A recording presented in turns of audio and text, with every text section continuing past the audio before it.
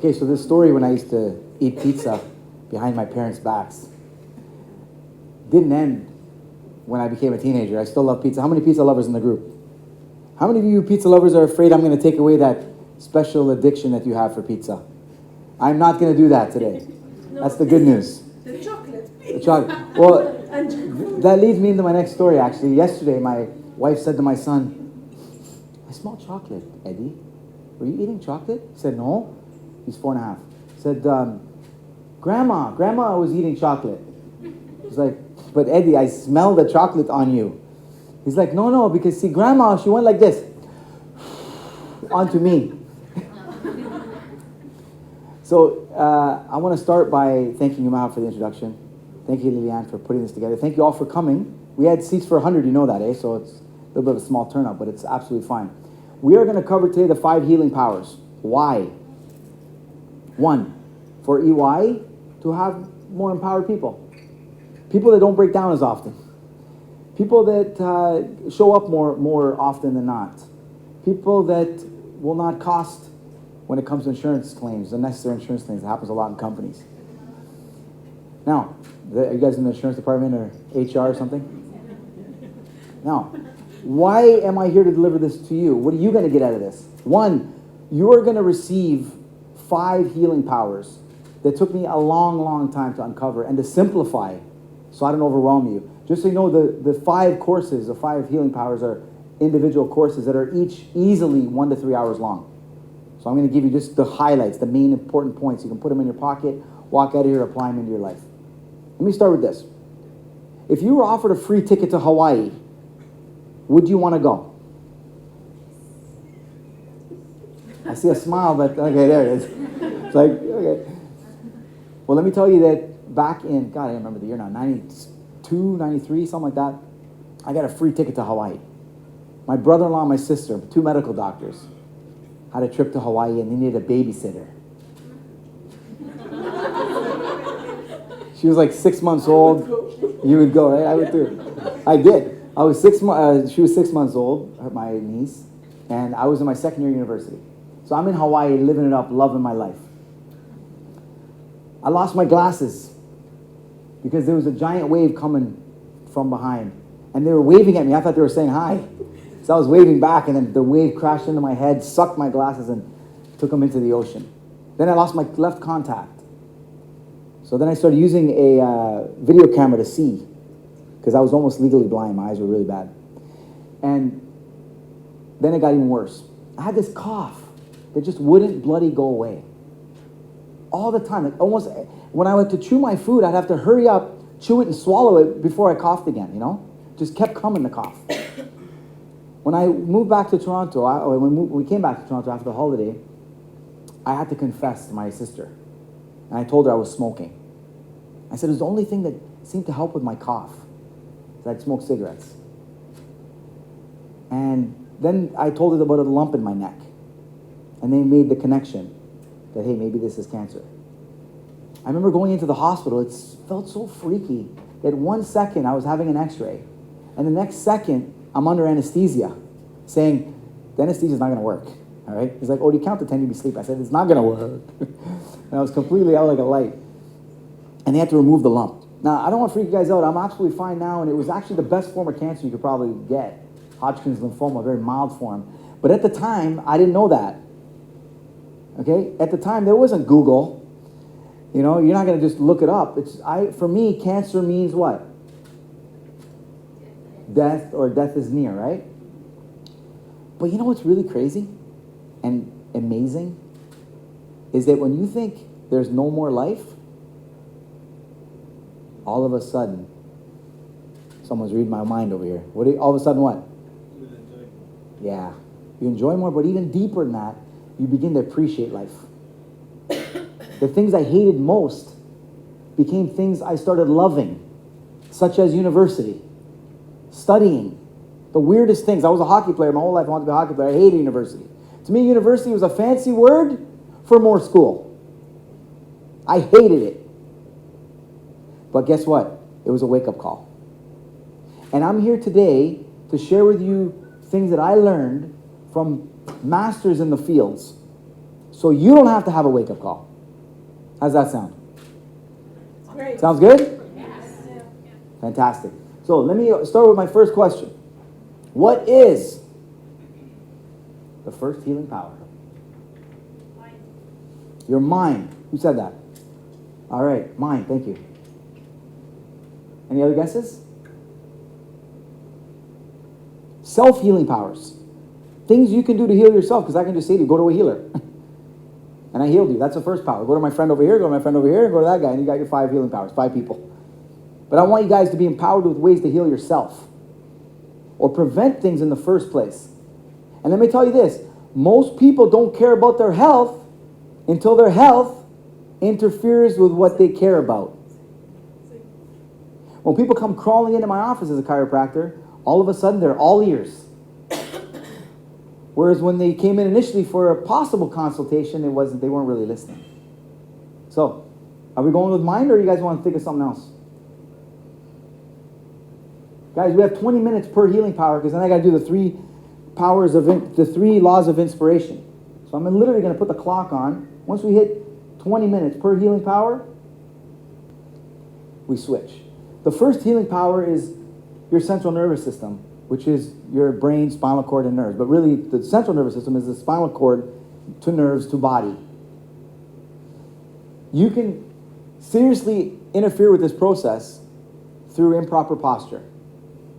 As you shuffle in your chair. So, again, small, simple things that make a huge difference.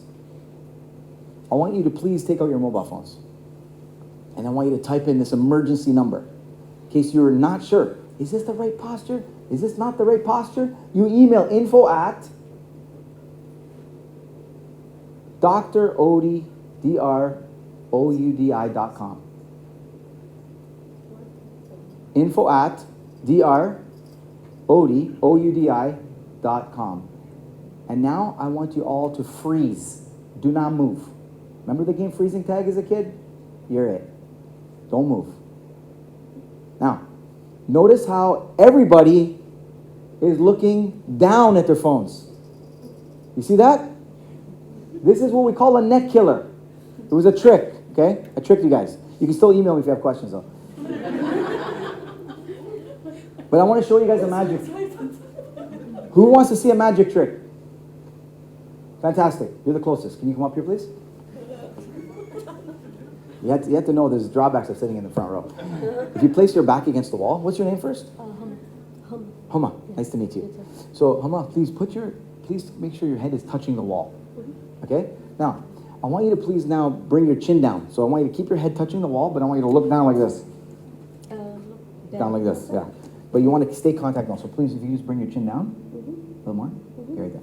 Now, you guys will see that I will not be able to put the water bottle behind her head. Keep your head touching, please. It will not go in. Can you just move your hair out of the way a little bit? Can you move it to your left? Like your hair? Oh, yeah. okay. That way. Okay. Can you put your head back again? Yeah. And now bring your chin down. Okay. See this little space here, everybody? Well, I'm going to try to get my fingers back there. Can you see my fingers? Now you see them? Okay. Now, this will not go where my fingers go. Chin down. It will not go in. It will not do this. See that? That's as good as the magic gets. Thank you so much. You're like, thank God he's not good at this. Because if I was good at that, you got to worry about what I'm saying. But this is the idea, that when you look down, when your chin goes down, you lose the natural curve in your neck. See, you lose that curve. When your chin is neutral, the curve is there. See that? All right. The first thing to go wrong in your neck, when your neck wears down, and every human being will have a wear and tear of the spine. In fact, there's only 2 animals that do not have wear and tear of the spine. In other words, their spines last forever. What do you think it is? What's the animal? Who's going to get it right?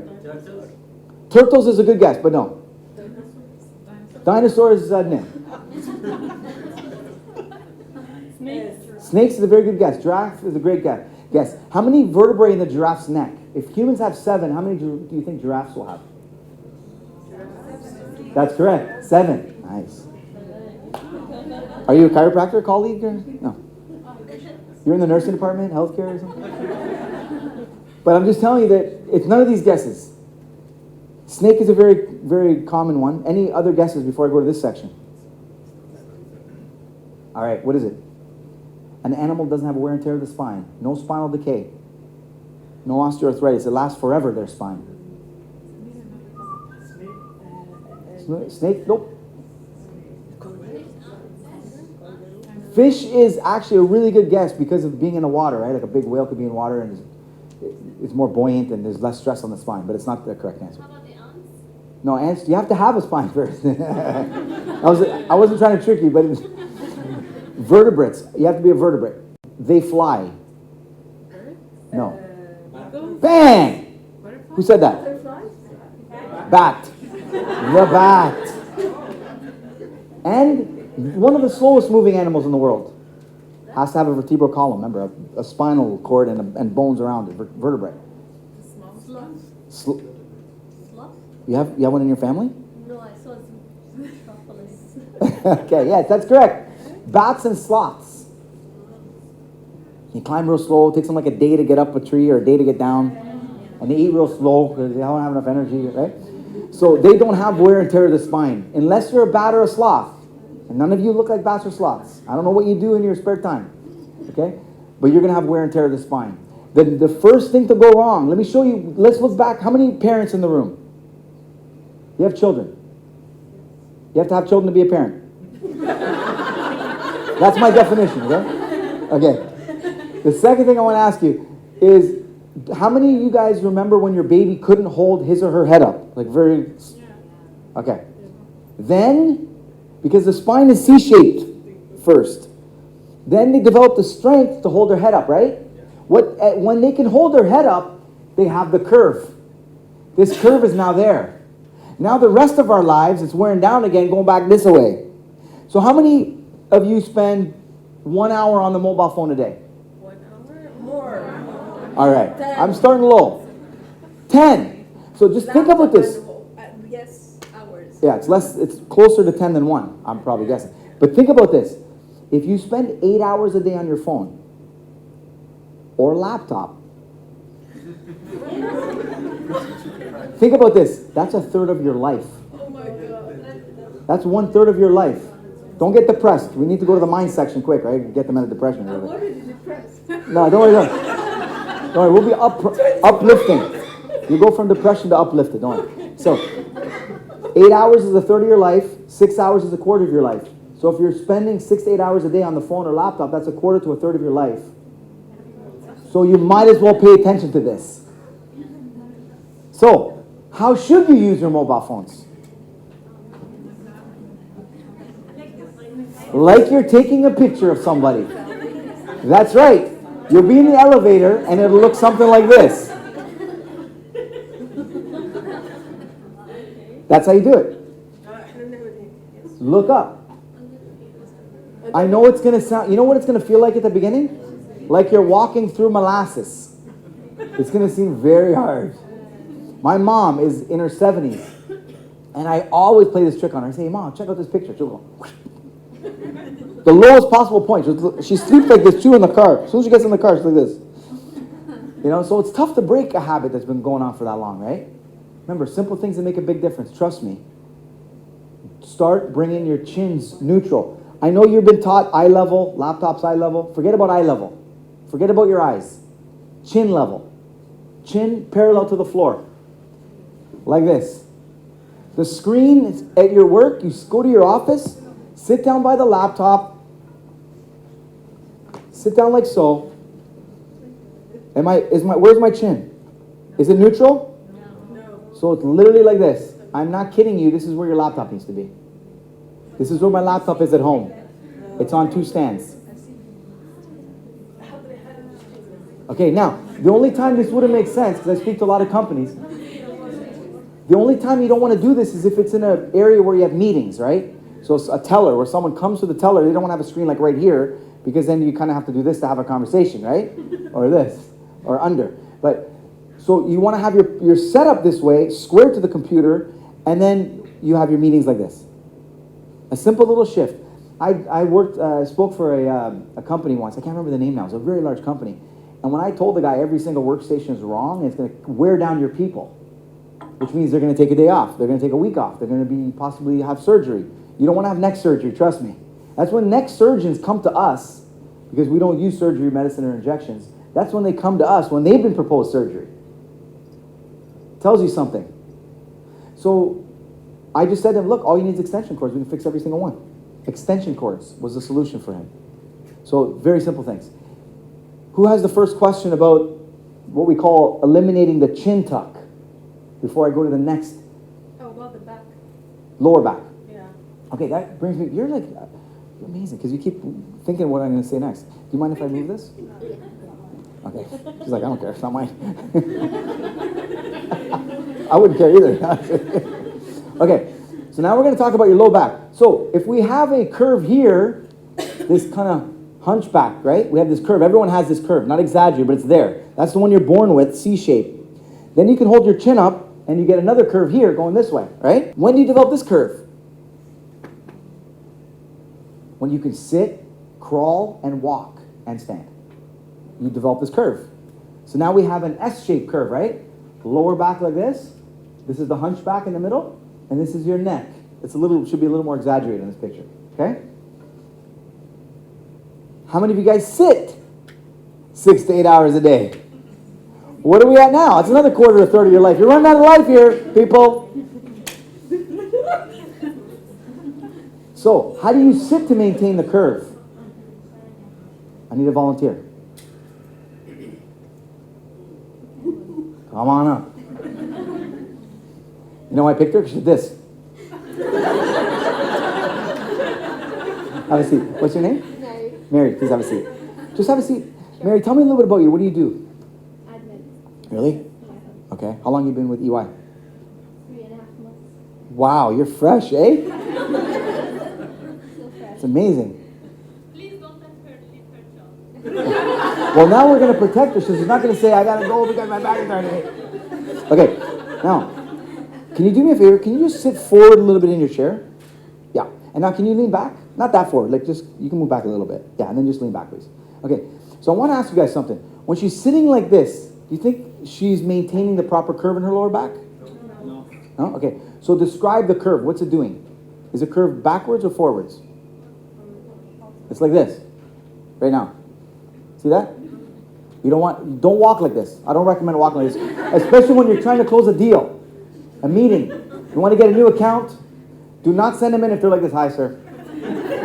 Can I tell you about all the features of working with us? We have great services. Okay, don't do that. So here's the secret. The secret is so bloody simple. Eliminate the gap. Just lean forward a little. See this space right here? Don't move. No, you just moved. I seen you. Think I wasn't looking? And now you got no gap. Right? Do you mind just leaning forward? No, there's no gap. Do you have a gap between you and the chair? Can you lean forward and can you assess it? No, but when you... That's why you're not speaking today. You see? They were going to get you to speak today. Big problem that would have been, right? What's your department? Advisory. Okay, can you stick to that, okay? Yep. Not spinal advisory, you promise? Okay, can you lean forward, please? Just stay where you are. Just lean forward a little bit. Okay, pretty good. Can you lean forward, ma'am? Okay. Can you, sir? I think we got something here. Okay, pretty good. Most of you guys are back, right? But I don't know if you shifted after Mary, what do you think? But all I want you to do, I'm not joking, is when you sit down, can you just stand up for a second? I want to show you guys how I sit, okay? Excuse me, I'm just going to move the chair. So if there was arms on this chair, I would literally lift myself up like a gymnast. My legs would be free in the air like this. I would lift myself all the way up. I'd go all the way up here, and then I'd slide all the way down. So I want you all please to stand up. Mary, thank you so much. I want you all to stand up. Okay? Okay, those of you wearing skirts, don't do that exercise there. I totally understand. But I want you please to contact the highest part of your chair.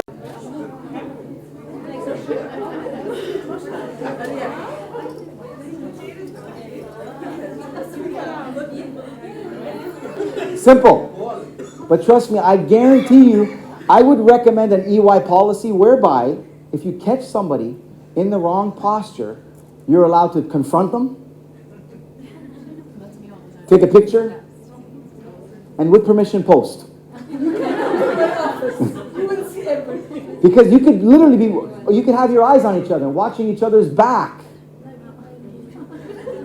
You know what I mean, right? Got that? Watching each other's back? Is that good?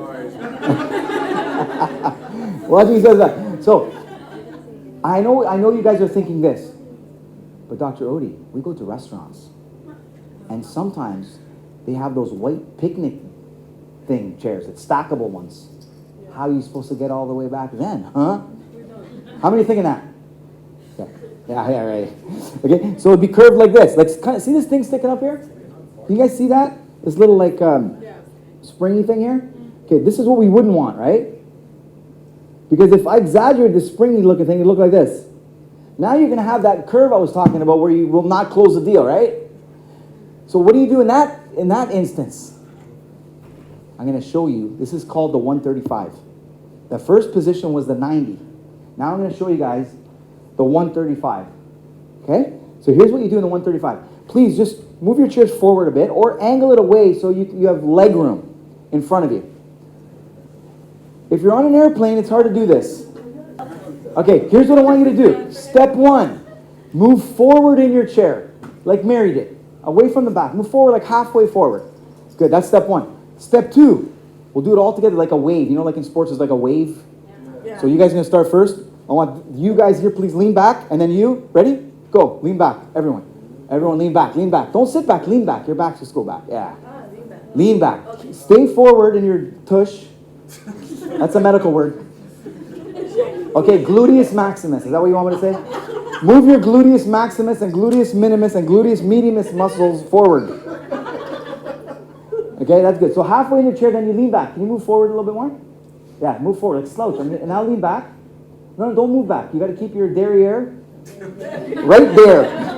Derriere right there. Now lean back, just with your shoulders. Yes. Okay. Now I want you to bring your feet completely forward and cross at the ankle. Yes. On the ground, though. It has to be on the ground. This is called the 135. So you sit halfway forward, you lean back, and you cross. Now, watch this. If you uncross your feet and bring them back, you'll lose the curve in your lower back. When you cross and go forward, you get the curve. You feel that? Like a suspension bridge. That curve right there that you're feeling, that tight arch, is what you want to protect your back. Simple enough? Yeah.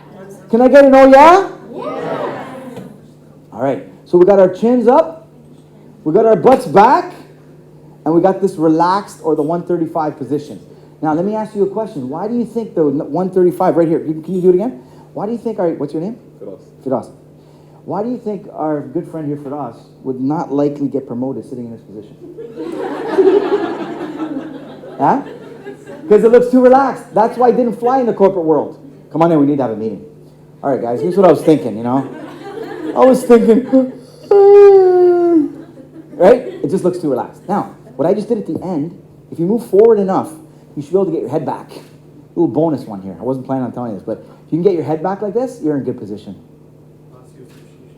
That's if you're having shisha in hand. Okay, well, shisha is not one of the 5 healing powers, so it wasn't you. Okay, great. So who has the first question? About laptops? Mobile phones? Thank you. Oh, we're going to cover diet. But let me just say this.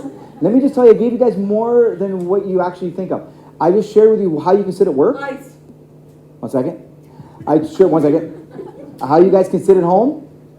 How you can sit at restaurants. We covered 3 areas because I know you don't just work and go home. There's stuff in between. We just covered how to use your mobile phone. I don't know if you guys realize this, but we covered how you can use your laptop. And I don't know if you realize this. I just told you how high to put your televisions. The height of the tallest person in the house. When he or she sits, you lift it up so he or she is at chin neutral position. You see what I mean?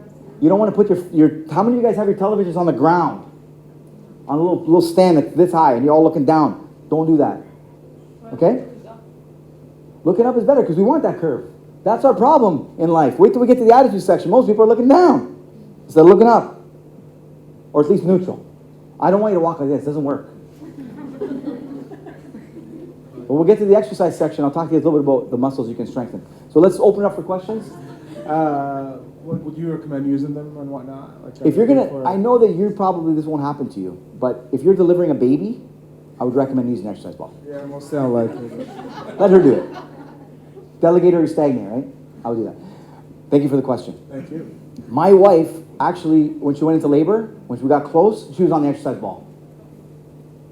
Now, I don't recommend using it in your offices. I've seen fitness trainers, guys in Abu Dhabi who have rock solid bodies, like they're chiseled like Greek gods. They look great.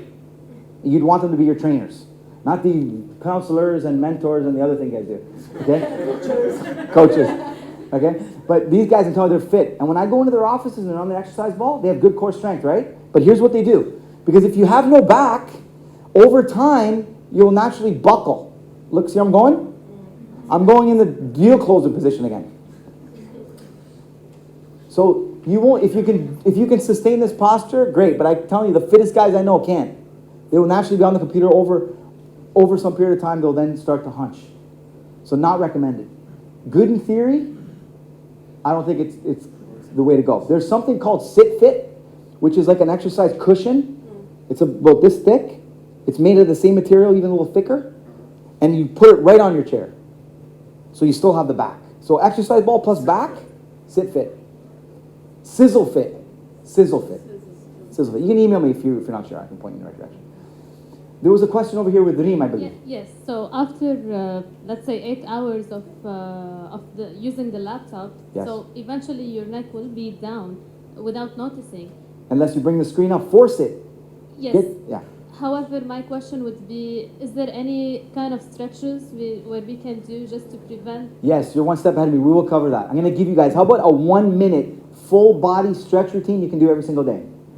Okay. How many like that? Good. That's coming. Thank you, Dean. Yes.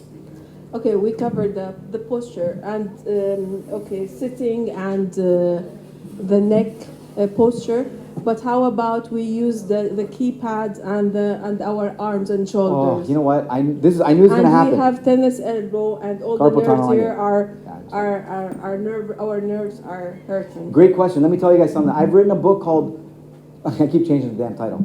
That's why I paused every second. Like, what is it called again? SOS, Save Our Spines, Spinal Essentials, and now Perfect Your Posture. 45 optimal postures for the workplace. That's coming. All right? Unfortunately, when we get to every single section, I could spend the whole 3 hours today just on the spine. Easily. And I guarantee you, every time I cover something, you're going to have another question. What do you do when you're driving your car? What do you do with your legs? How do you hold a steering wheel? What about airplanes? What about lifting things? What about your laptop? What about your wrists? You know, there's a lot of, I know you guys have a lot of questions, but I want to try to cover the most important things. So if I can help you with your necks, TVs, laptops, telephones, now your chairs, work home and in between, we've done really well. Because can I tell you guys something? How many of you guys, I'm going to get to you right next, okay? You're also new to the company.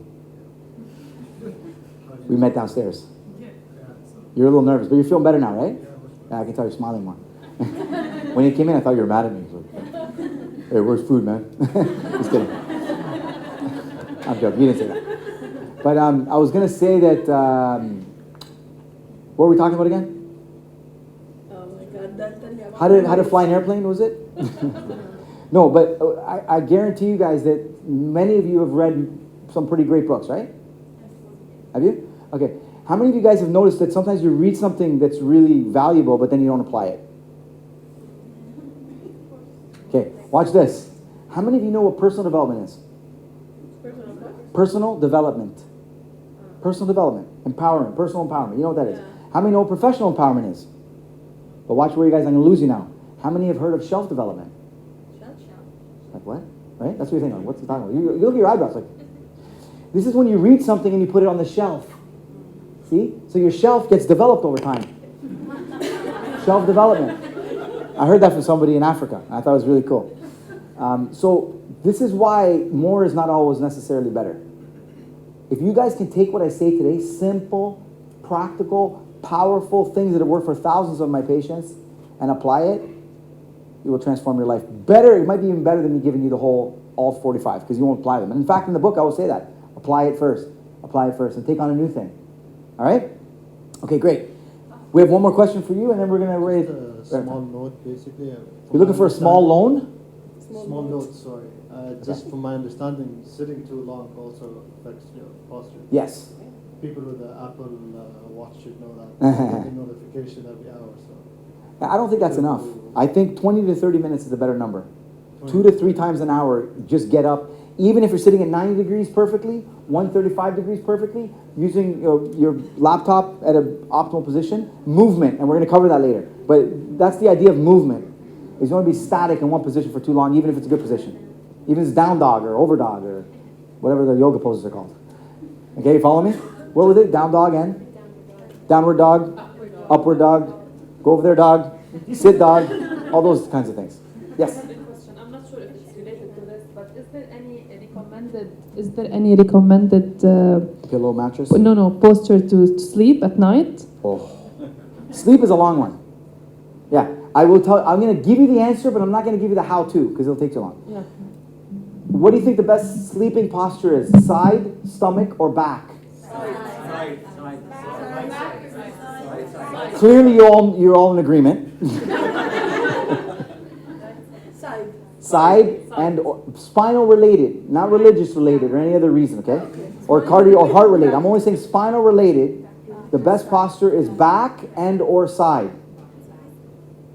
not stomach. Now watch this. Now watch me flip it on them now. All right. So how many stomach sleepers? Raise your hands. Oh, I got you, eh? You gotta just guess sometimes, right? Yeah, okay. If you're sun-tanning your front, you need to suntan your back. So my friend said, how am I supposed to suntan if you tell me don't sleep on my stomach? I said, look, suntan your back, suntan your front. But the point is, why did I cover using your phone, using your laptop, and sitting? Because you do this 6 to 8 hours. Yeah. Right? I'm not going to tell you the best posture to floss your teeth. Because it's a minute or two. Or what's the best posture to tie your shoelace? It's seconds, right? So, but sleep, if I can just tell you one thing, use your phone right, sit right, and don't sleep on your stomach, you're a different human being than you were before you walked in there. If you apply it. So remind each other. Share this with people. Share this with each other. Laugh at each other. Take pictures, like I said, and with permission, post. Boost the post. Okay, fantastic. Okay, second healing power. What is it? Shopping. Now I've heard everything, but that. Yes. This is my healing power. She said shopping. She thinks shopping is going to heal you. Okay, but I'll tell you something. My wife had a headache once, and I'm not kidding you. I tried everything, and then she went to the mall, and it was gone. In fact, it was like this. Look, headache, no headache. Headache, no headache. What? She was the happiest person, what? Someone said something. Yeah, I'll be the happiest person. Oh, yeah. Okay, second healing power. Any guesses? Quick, shout something out. Indian habits? Did you say Indian food? Indian food? Healthy. Health. It's my Indian ear. It doesn't work right sometimes. If it's not Indian, I don't hear it right. Okay, healthy food. Okay, let's see. Ooh. Good job, Tino. Tino, right? Okay. Now, this is a really bad picture of my book. But this is the cover of a book I'm working on. It's near finished. Okay, it's called Etology. You guys like the name? Etology? Okay. 7 easy steps to find your own diet. Get to your ideal weight and stay there for life. Without ever dieting again. And even without exercise. You're looking at somebody who has not exercised in 4 years on purpose. Purposely did not exercise for 4 years. Because I guarantee you that, and I don't recommend this for you guys. I'm just saying it took me 4 years of no exercise to uncover this system. Because for me, when I exercise, and I exercise hard, like I'm talking marathons and long distance swimming, I can eat whatever I want. How many of you ever felt like that? You will feel that you're eating guilt-free. And you might look the way you want to. You can eat whatever the hell you want, and you still look fit. But are you? So for me, I had to stop doing this. Guys, let me tell you a story. Remember the pizza story when I was a little kid? I'm not joking. I have had heartburn since I was 15 years old. Almost every day. Heartburn. Who knows what heartburn is? The rest of you have never had it? No. Who has never experienced acid reflux or heartburn? Yeah. You've never... Every day. Every night. Every night. Guess what? A lot of times it's diet. A lot of times it's diet. So, it's 7 steps. It's a 3-hour course. In fact, the next course is next Sunday in this very room at this hotel. It's 3 hours on the 7 steps that we told you. But I'm going to give you step 1. Okay? Simple little thing. If you can master it, it will absolutely transform your life. So let me start with a question. Do you think that you should decide when you eat? Or should this side of the room decide for you? Should you decide when you eat, or should someone else? No, us. Us? Us, you, right? That's what we're going to hear. Not going to hear we or they. No. Okay. What do you guys think? Agree with that? Yeah. Okay, good. So we're in agreement. First time so far today. Great. Okay. Should your decision to eat come from your mind? Or should it come from your body? They're not going to agree here. Mind or body? Mind. Mind. Body. Body. Body. Mind. Body. Body. Mind. You're not with her. You came with her. Right? You're with her. Body. Mind. Mind. Body. Body. See that? Yeah, eventually, once I start kind of snaking through the rows and we get to the back, I'll be like, I don't know. I had one guy at a workshop. He was 75 years old. Pretty smart dude in his field. Okay? Like we all are, but in other fields we're dumbbells, right? That's the way it should be. That's why the greatest leaders, I think, are followers. They follow people that are experts in the other fields. But here's what he said. I said, so mind or body? He's like, I'm like, what are you pointing to, my friend? He's like, I don't know. Who the hell knows? I don't have no idea. But let me just tell you guys this. Think about this for a second. If one of these answers is correct, mind or body, half the room is on the complete wrong track. Half the planet is on the complete wrong track. No wonder we can't figure it out. No wonder our diets are a mess. Because this is the foundational principle. Can it be both? I think you'll see that it could be to some level. So let me, instead of giving you the answer, I want to make this an experience so you never forget the answer. Okay, let me ask you this. Who decides when you fill up your car? You, the driver, or your car? Car. Yourself? Both you and the car decide. Hey guys, what do you think? And we have a discussion. Are you talking to yourself in the car? No, you seem empty, so you decide. Yeah, hey car, you look empty. I'll fill you up. How do you do? Right? Now get to work. Driving to work. Okay. All right. Next question. We're going deeper, okay? Next question. When your baby wakes up, do you have children? Not yet. How old is the youngest? 7. Okay. What, he or she? When she was 7 months old, and at 8 o'clock in the morning, she cried for milk. What did she sound like? Like a fire engine. Loud, right? Okay, was that her body screaming for food? Was it her mind screaming for food? Or was it her voice screaming for food? She felt hunger. Great. So physical feeling, not a mental realization. There's a connection. Okay. How many agree it was her body?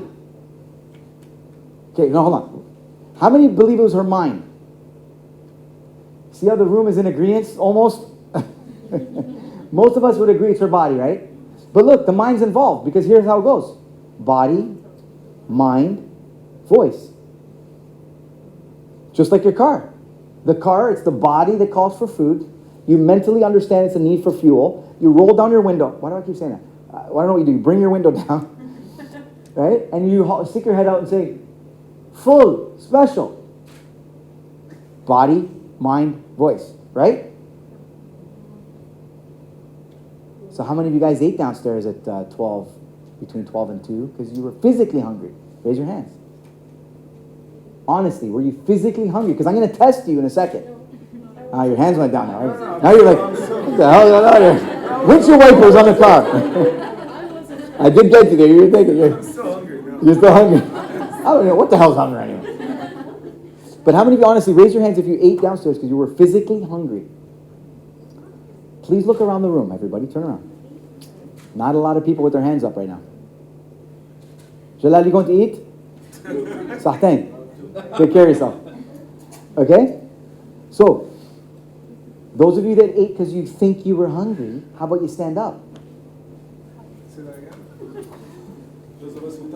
Who ate downstairs because you thought you were hungry? Now I want you to all please come up to the front of the room and make a single file over here facing this way. Come on up. Okay, so you think we're judging you right now, right? That can't feel good. Here's what I want you to do. All at the same time. Okay? Like a choir. All at the same time. What I want you to do... Got my eye on me. What I want you to do is I want you to point on the count of 3 where you felt hungry now. 1, 2, 3. Have a seat. Point. Don't remove your one finger. Point and don't remove the finger. You point with this hand, right? Okay. So, where do you think you feel hungry, ladies and gentlemen? We're all human. We all feel in the same place. We're going to vote. Do we get hungry here? One finger? No? Thank you very much. Please have a seat. I feel like, what's that? It's Apprentice. Donald Trump. Do we feel hungry here? No. Have a seat. Thanks, man. That's your service. How many get hungry here? You like that one? We'll keep her on. How about her? We're going to keep her here. Where are you pointing to? Please make contact. Make contact. Just so you know, her finger's sticking out her back now. I think she went too far. How many vote here? No, sorry, here. Please have a seat. You got to yell louder. These girls are very, I'll go have a seat. She's going to see herself. Okay. No. Trying to hide it with the tie, huh? One finger. No. Thank you so much, sir. Thank you. No. God bless you. We love you, but just have a seat. Oh my God, get out of here. Oh. So nobody buys it. Let me ask, hold on a second. When's the last time you felt hungry? Like really? This morning? Before lunch. Before lunch. And yesterday, what time were you hungry? The last meal of the day yesterday was what time? 6 p.m. And were you hungry when you ate then? Yes. Yeah? Because it was my first meal. Oh, the day. Where do you feel hungry then? Here and here. Ah, I get okay. headaches when I'm hungry. Yeah, if you wait too long, you get a headache. Okay, interesting. And you? When was your last meal yesterday? Around 7. Were you hungry? Sure? You're not really convinced. You were hungry, huh? Where were you feeling it then? Okay. Have a seat. You guys are great sports. Guys, here's what I want you all to do. Before you sit down, ladies, please stay standing. If that makes sense. How about everyone stand up? I'm going to show you where you feel hungry. If you're human and you have a stomach, unless you've had a gastric bypass, you will not feel it here. A gastric bypass is to remove the esophagus from the stomach. The mouth down the tube, the slide into the stomach. If they disconnect that, you won't feel hungry anymore. Cancer patients and people who have surgeries will not feel hungry here. They usually will start to feel in their throat, in my experience. And I've worked with countless people. I can't count, hundreds. Now, here's where you get hungry. Point to your Adam's apple. Go down to your sternum. This bone here in the middle, this bone-looking thing, this tie-looking thing. Go down until right where the meat and the bone meets. The end of the bone, beginning of the meat. You see where that is? Right there. How many are comfortable me touching them in that area? No. If you don't want me to touch you there, please have a seat. I want to touch it and I want it to hurt a little bit so you never forget where it is. Thank you guys. Look around. Oh, the guys are standing. Amazing. Look. You can say ow if it hurts. never forget that. When you feel it there, then eat. Okay. I'll explain why. Okay, right between the abs. Yeah. Should I push? Right there. No, I'm going to push right there. You feel it, right? Yeah. Okay, you go. See, it's higher than you think, right? Yeah. Right there. Have a seat. Hey, was that spaghetti or what do you have for lunch?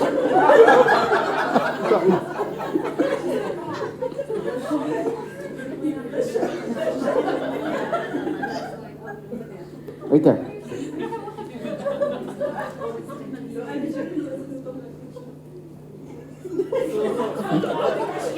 I'm coming. See where it is? You guys starting to see the spot? See it on your children.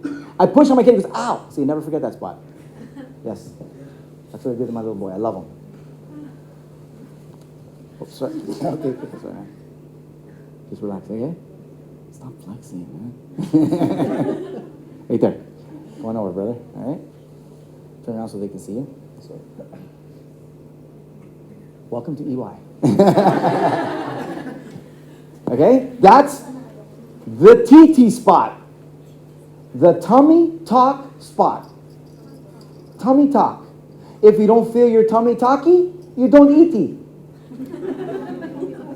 Yes. Sounds simple. But think about this. We have evolved as hunters and gatherers. We can now hunt for food. We can collect the berries. So food acquisition's improved, evolved, right? We have a fridge. Food storage has improved. You might have 2 fridges. Anyone have 2 fridges at home? We have 2 fridges. Okay? Food variety has evolved. I can have a blueberry from Alaska today. Right next to the watermelon from Spain. Correct? All right. So food acquisition, food storage, and food variety has improved, evolved. But as eaters, we eat exactly the same way as the fearful, starving ancestors that we came from. The ancestors that were afraid they might never be food again. As soon as they see the food, 1 second. As soon as they see the food, as soon as I see food, mouth meets food. Now watch this. Go ahead, I'll do that after. Okay. Now watch this. Watchy. Look at this, everybody. Do you know why am I saying, here's the saying, the first principle is eat when you're hungry, don't eat when you're not. Eat when you're hungry, don't eat when you're not hungry. That is the first principle and the hardest one. But let me just make it easier for you. First of all, let me tell you that when you learn to connect with your body, you're improving your relationship with yourself, not just your relationship with food. Because it is a relationship. Times when you're angry at food for not tasting as good as you wanted it to be. Yeah? There's times when you're mad at food. There's times when you feel guilty because the food was just so amazing you couldn't resist. And now you're addicted and you can't live without him or her and you keep thinking about her. She's on your mind all the time. It's a relationship. And if you don't balance that relationship, you're in trouble. Because this is what the rule is. Your body, it has a demand for food. Your mind has a desire to feed. You want to let the body's demand for food override your mind's desire to feed. Because when you're feeding, you're an animal. This is the animal in you. And you'll never align with your angel until you master your animal. We all have a spiritual, angelic purpose on this planet. It's not to eat. It's not to eat. Food is designed to fuel the vehicle of your dreams so it can get your purpose from point A to point B. If you're focused on your animal, you're focused on low priority things unless your dream is to be around food. A chef, for example. Okay? So, let's say you wake up at 9 o'clock in the morning and you're not hungry. It's now 12 noon and you're not hungry. Once you go through this, you might go 1 to 3 days with no food because you physically will not feel hungry. And for me, one of the greatest feelings in the world is that feeling of hunger. I'm not talking starving, dizzy, headache. You went too far. I'm talking, yeah, I feel the whisper. I feel the poke. I feel my tummy talking. Say, hey, why we don't eat Tito? Right? Okay. Now, but what if you wake up at 9 o'clock in the morning and there happens to be pancakes? You love pancakes, right? How can I resist a pancake? Look at her face, please. I have to kickstart my metabolism. Breakfast is the most important meal of the day. I have one word for all three of those. Garbage. It's not science. It's promotion of cereal companies. That's what it is. It's the egg companies wanting to get back at the cereal companies for everyone waking up and having cereal. Now they say in Canada, 3-word commercial. Have eggs instead.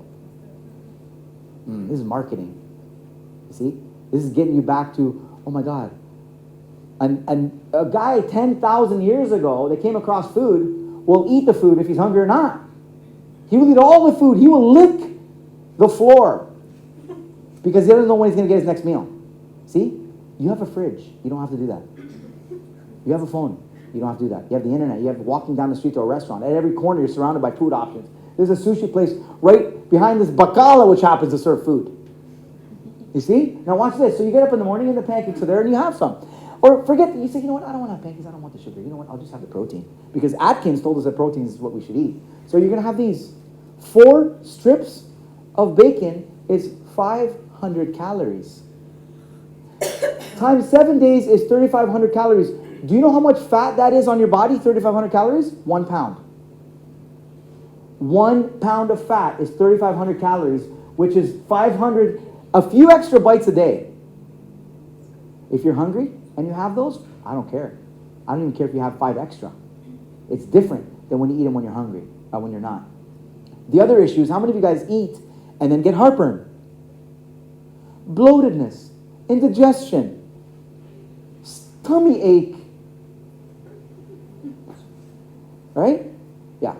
Just a quick question. So Sure. basically what you're saying, if we eat only when we're hungry, if we eat just when we're hungry, that means that we're going to consume less calories eventually and less fat and a better diet? Is that what you're... That's the first. No, I'm going to say that you're going to, you're going to improve your relationship with your food. You're going to reconnect with yourself.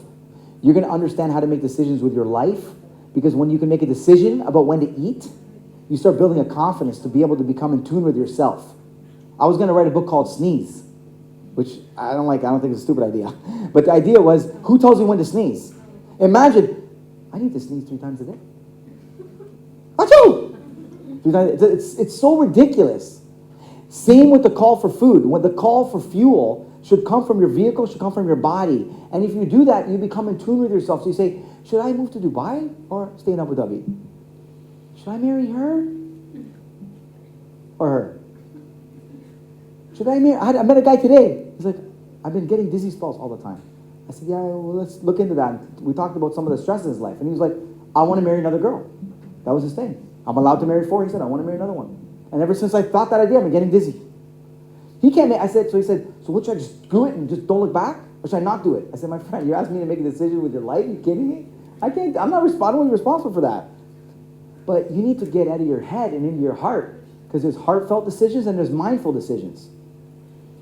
You see?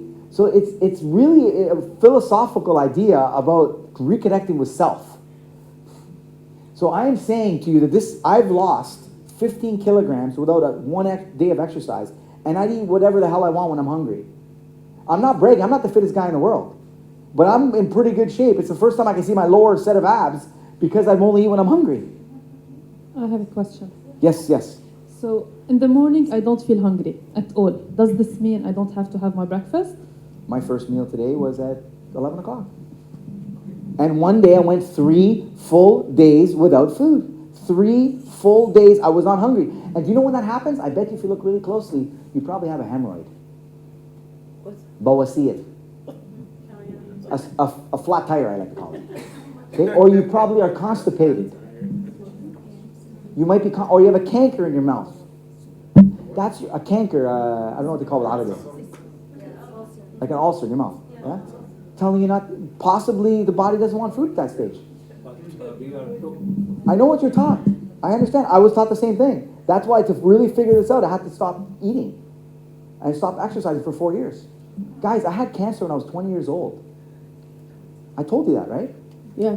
That's why I've been on the search for truth all this time. Just because it's science and because people researched it and studied it and funded it, that doesn't mean that that's the way you should eat.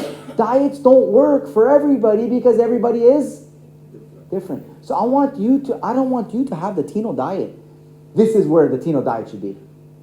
Don't even think of having the Maha diet. That's finding her. I help you guys find your meal number.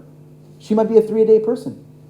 Eat 3 times a day. You might be a 5. You might be a 1. Anyway, yes. Hope I answered your question. Yeah. Well, the concept of metabolism. If you don't eat the food unless you're hungry, so your metabolism will go down. Did my metabolism go up in the last 4 years? You've met me. Trust me, you see me at 7 o'clock in the morning, I'm like this. My metabolism, my enthusiasm, and my inspiration and energy and vitality did not change. I have no problem. I'm burning food. Trust me. I know when I go to the bathroom, I burned it. Okay, but as you said, I think each body is different. Yeah, because you will figure it out. I know that when I don't eat, I don't lose as much as when I eat 5 small meals. I know. Or maybe you're just saying that to yourself because Oh, you really like to maybe. eat food. Yeah, See? but I eat when I'm not hungry. I know you do because you said mind. Is the opposite true as well? That? Take look at the example of like when we're fasting for Ramadan. So I feel the pain at the end of the day. You feel when you're hungry. You know where it is. Oh, I know where it is. Yeah, like the whistle. You probably forgot those since last July because you didn't point to the right area. I don't know, man. It was hurting everywhere, man. I'm hungry, You feel like you were hit by a truck, right? pretty much. I hear you. But should you stop eating when you stop feeling the pain? Is that what you should do? Should you stop eating when you stop feeling the pain? Yes. I don't understand the question. Like when you eat, and then. Yeah. Oh, when to stop. Oh, guys, this is what I can't get into. When to eat, I covered. What to eat, how to eat, how much to eat, and how to apply the rules when you live with another human being, because that's when the game changes. I can't cover in this amount of time. It'll take a full 3 hours. And at the end of the 3 hours, I know what'll happen, like every other workshop, because my short workshops, my long workshops that are 7 hours long, start off as an hour, and then there'll be more and more questions, because there's so many different ways of applying it. One more question from Reem. Okay, Yeah. I know since we're all human and what you're saying now is just a complete new theory, which is against what we were raised.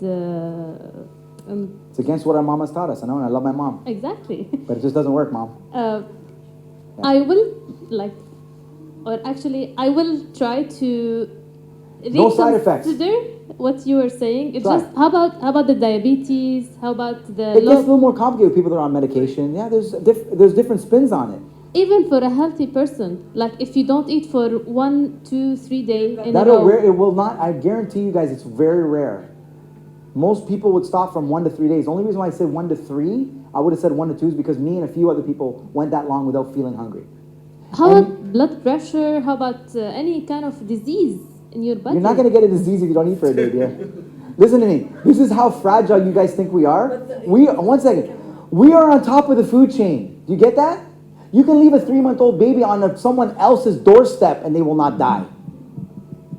You can't kill us that easy. You need to worry about dying from eating, not dying from not eating.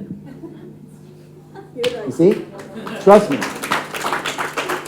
I guarantee you're not going to die of starvation with 2 fridges in your house. You just said you had 2 fridges too?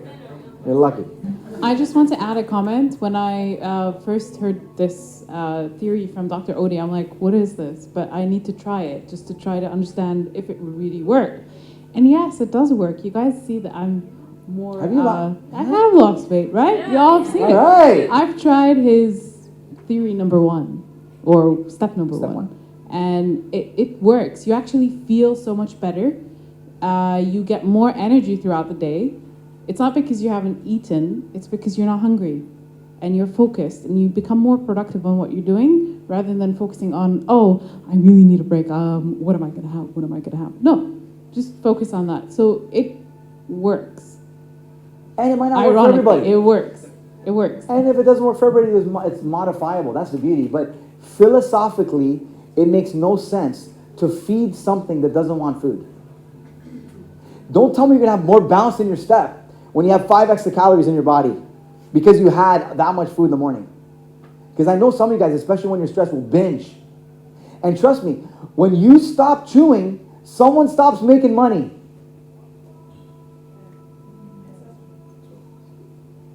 They want us to be grazing animals constantly. I don't know how to do it. All day long. There'd be nothing, and it's not only 3 meals a day, they want you to snack in between too. Just for that extra kick. See? You need the kick when you're uninspired. When you're inspired, you don't need a kick. Because when you're inspired, you're in spirit.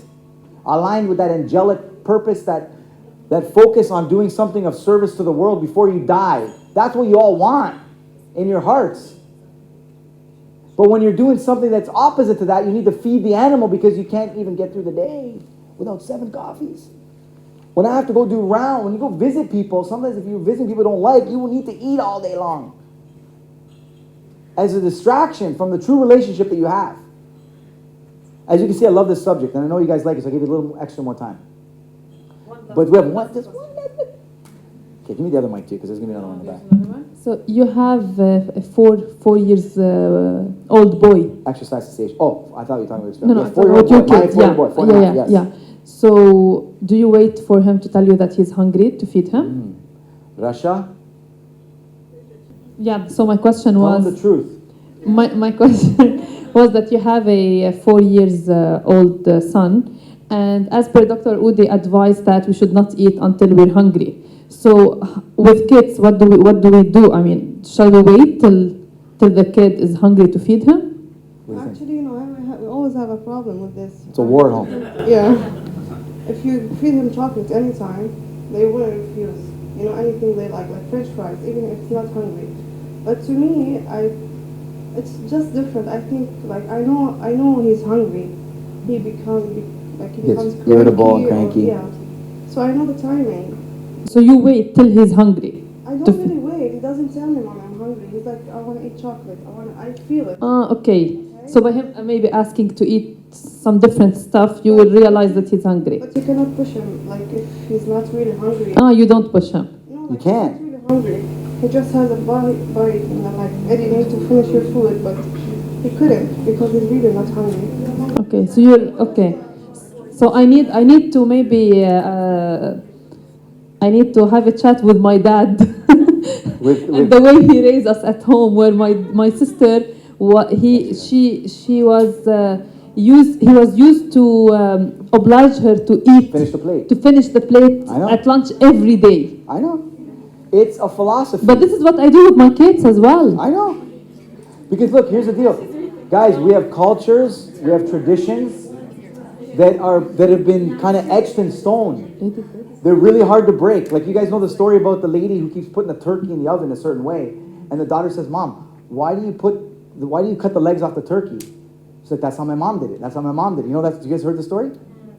Who's heard it? Okay, so I know where I'm going. So what she said, "Mom, we have bigger ovens now. We don't need to cut the legs off. There's room. You can just put the turkey in and put it in." But we still sawing the legs off because they're used to having smaller ovens. So we don't even think that we can adapt the way we think about food. Now for me, it's, Eddie, you know where you're hungry, right? When you're not hungry, if you get hungry, Eddie, then you'll fall more often, and then when you fall more often, we're more likely going to be hurt more often, and you're going to get sensitive and cranky. Why don't we eat now? We have some energy. Then we kick the ball so high. Even with your left foot, you can kick it high. So I convince him to eat, because we can tell when he's getting hungry. But as my wife said, and as you know, being a mom, whether you're breastfeeding or now they're eating solid foods, if they're not hungry, can you feed them? You can stuff their face like it and just hold them here. They will not eat. You can stick the bottle in their mouth. They'll spit it out. They'll spit on you. They'll bite you. They'll scratch. But this is when they're babies. But when Correct. they're like my daughter, my 6 years old daughters, Get her to experiment with her body. Okay. Get her to discover her body. Get her to become connected with She's her body. gonna love she knows, Mommy, I am hungry. I'm hungry, Mommy. I feel it now. I've never heard she's saying I'm Because you hungry got some because stuff in her. Yeah, maybe. That's what I'm saying. No more turkey stuffing. If you're not a turkey, don't stuff people. If they don't look like turkeys, don't stuff them. Simple. You will find your own way. That's what I'm trying to do. Find your own diet. Find your ideal way to eat. Trial and error. You will figure it out. But what I'm doing is I'm cutting out all the complications for you. That's what this is about. Guys, look, I need to move on to the next section. Although I love talking about food. It's a nice time for a break, right? Yeah, it's a nice time for a break. Don't take a quick break? No, we'll keep going. Guys, let me just tell you this. I have really good news, okay? I'm going to be picking 3 winners here today. 3 winners. 1 winner is going to be able to come to my ethology workshop. Okay, that's runs I do these workshops 3 times a month for the next year, okay? So one of you guys can come to ethology for free. You can tell the secrets to everyone else. If you want to come for yourself, we're also going to have a really nice discount for you guys. A really cool discount. Okay? So you can learn them all.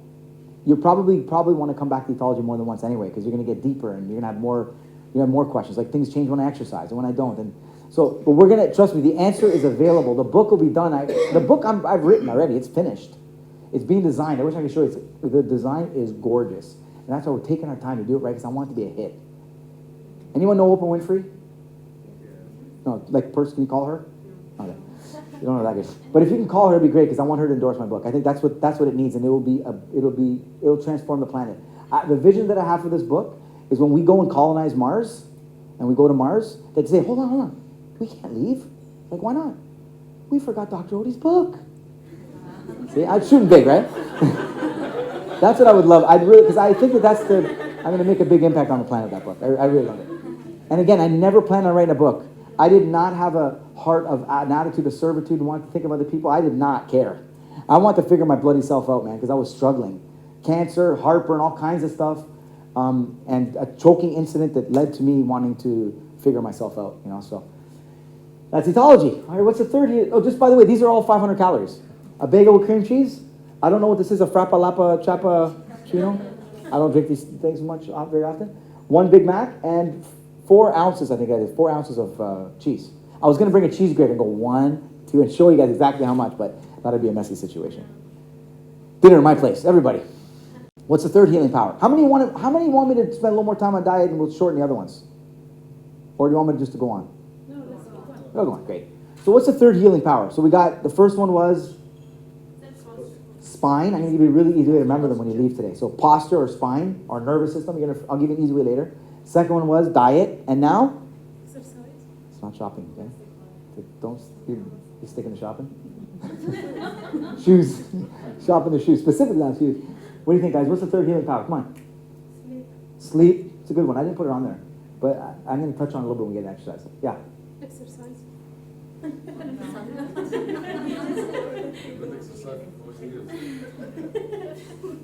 That was good. Wrong.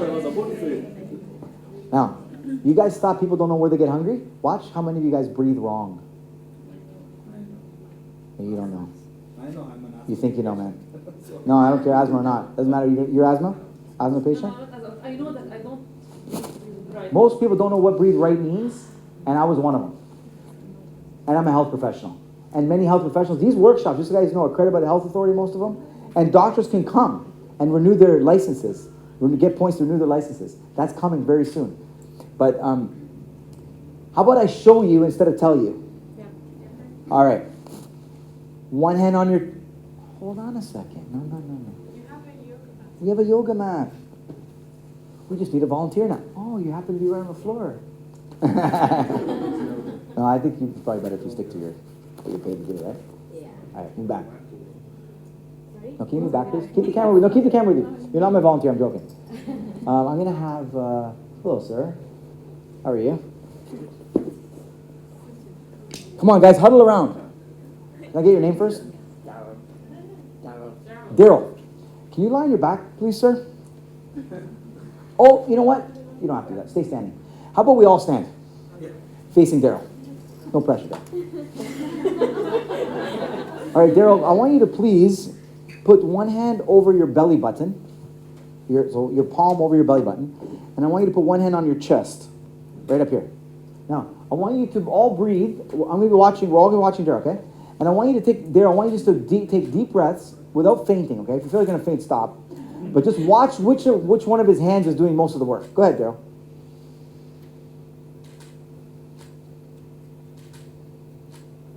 Is the breath moving under the top hand or under the bottom hand? For Daryl. No, both. What about for you, Liliane? For me, it's this one. Top one. Yeah. What about you? Top. All right. Now watch this. Daryl. Do it again. Blow it all the way out. Get it. Now exhale it all. Keep going. All of it out. Now inhale. Deep. See, it's up here, right? Yeah. This is the hand that's doing the breathing. Now watch where the game changes. Please line your back, sir. Same thing. One hand on your belly button. One hand. Now watch this. Or you know what? Hold on a second. Hold on, Daryl. Breathe. Remove your hands. Take a deep breath. See my wallet moving? Yes. You can see that. You can see this moving, right? Yes. Come on up. You did great. Thank you, Daryl. Okay. So, why does Daryl breathe on his differently when he's lying on his back than when he's standing up? Why? Come on up, Tino. Take a deep breath in. Blow it out. Breathe in. You know you're breathing backwards? I'm not joking. Exhale. Inhale. This is what he does. Okay, have a seat. Thank you, Tino. Here's what Tino does. When he breathes, he does this.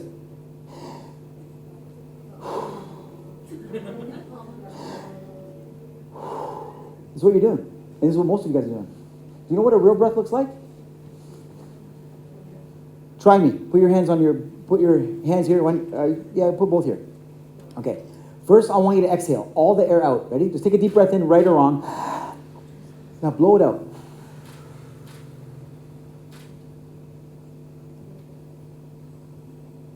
This is what you should be doing. Now when you breathe in, you inflate like a pregnant woman.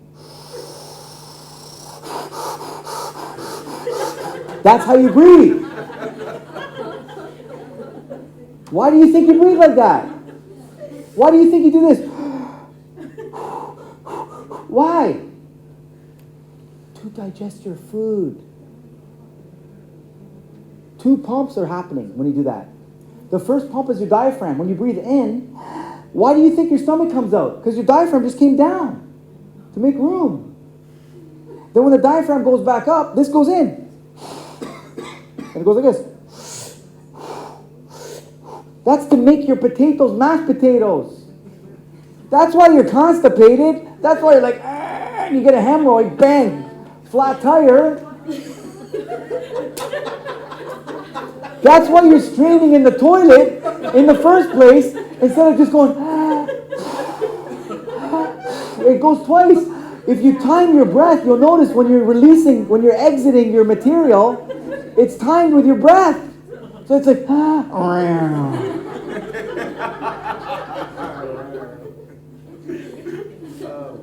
that's how you were created.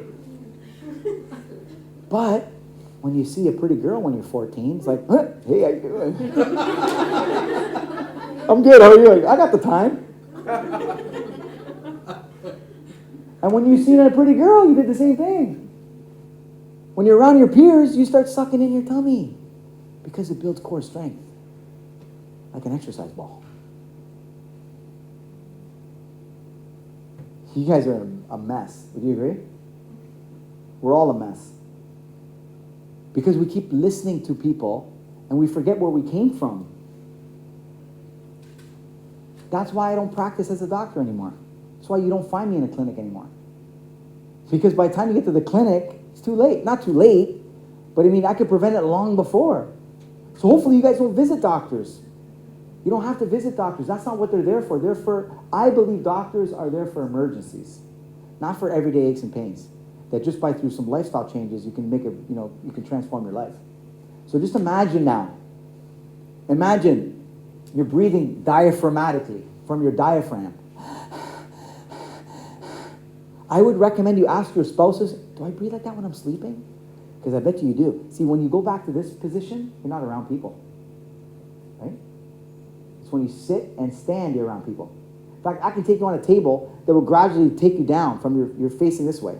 And I can slowly go, and just lie down your back. And when you get to a certain point, boom, right there, that's when you start shifting from being a social human being to being the animal that knows how to take care of its own breath.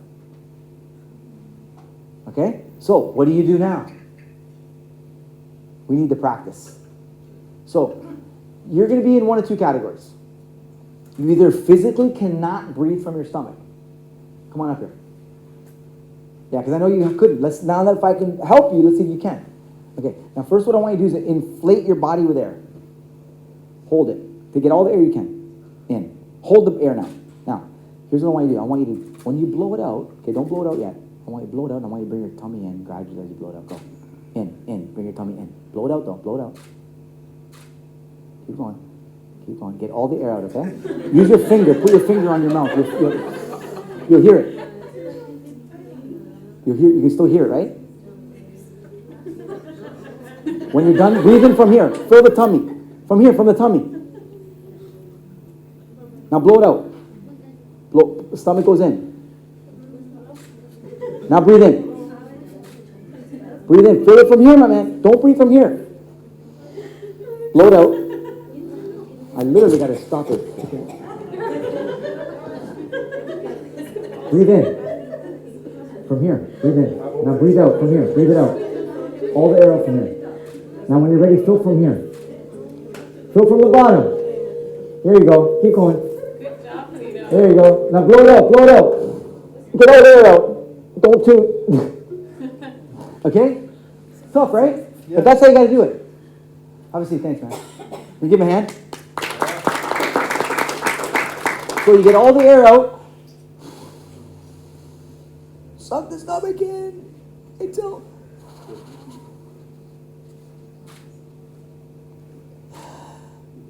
Like a pregnant woman. You breathe. When you breathe in, the stomach goes out. Who does not understand it? You don't get it? You don't get it? Come on up, both of you. Anyone else? This is your time. Okay. Come on up here, shoe shopper. Please face this way. Okay. Put one hand on your belly button, one hand on your chest. Yeah, like just right on top of it. Yeah, right there. A little lower. Okay. Now, I want you to take a deep breath in, however way you want. And it's okay. Just take as deep breath and just hold it then. Okay. Breathe in. Hold it. Breathe in. Hold it. Now, when you exhale, bring your hand in. Keep breathing it all out and then hold it. Keep breathing it all out and then hold it. Now, breathe in and from here. Fill from here. Go. And out. Blow it out now. Breathe in. Yeah. Okay, see guys, when you're taking a deep breath in, you're not because you're a smoker. Guys, you have 3 tanks of air. The first tank is here, watch. It's full, right? Now have the second tank now. Chest. Now the third tank. See this bone go up? 3 tanks. You only use this when you're exerting yourself. But you don't even need this tank. It's this. When it's full. See? So forget the chest. Just go here. Okay? I think I need more session. There's hope, okay? But just first I want you just to get the air out. And then fill. Yellow. No, okay, exhale. Okay, now exhale. When it's time to breathe in, you breathe from your tummy. Fill your stomach. Make yourself look chunky. Stomach, baby. Think pregnancy. Get your stomach out like this.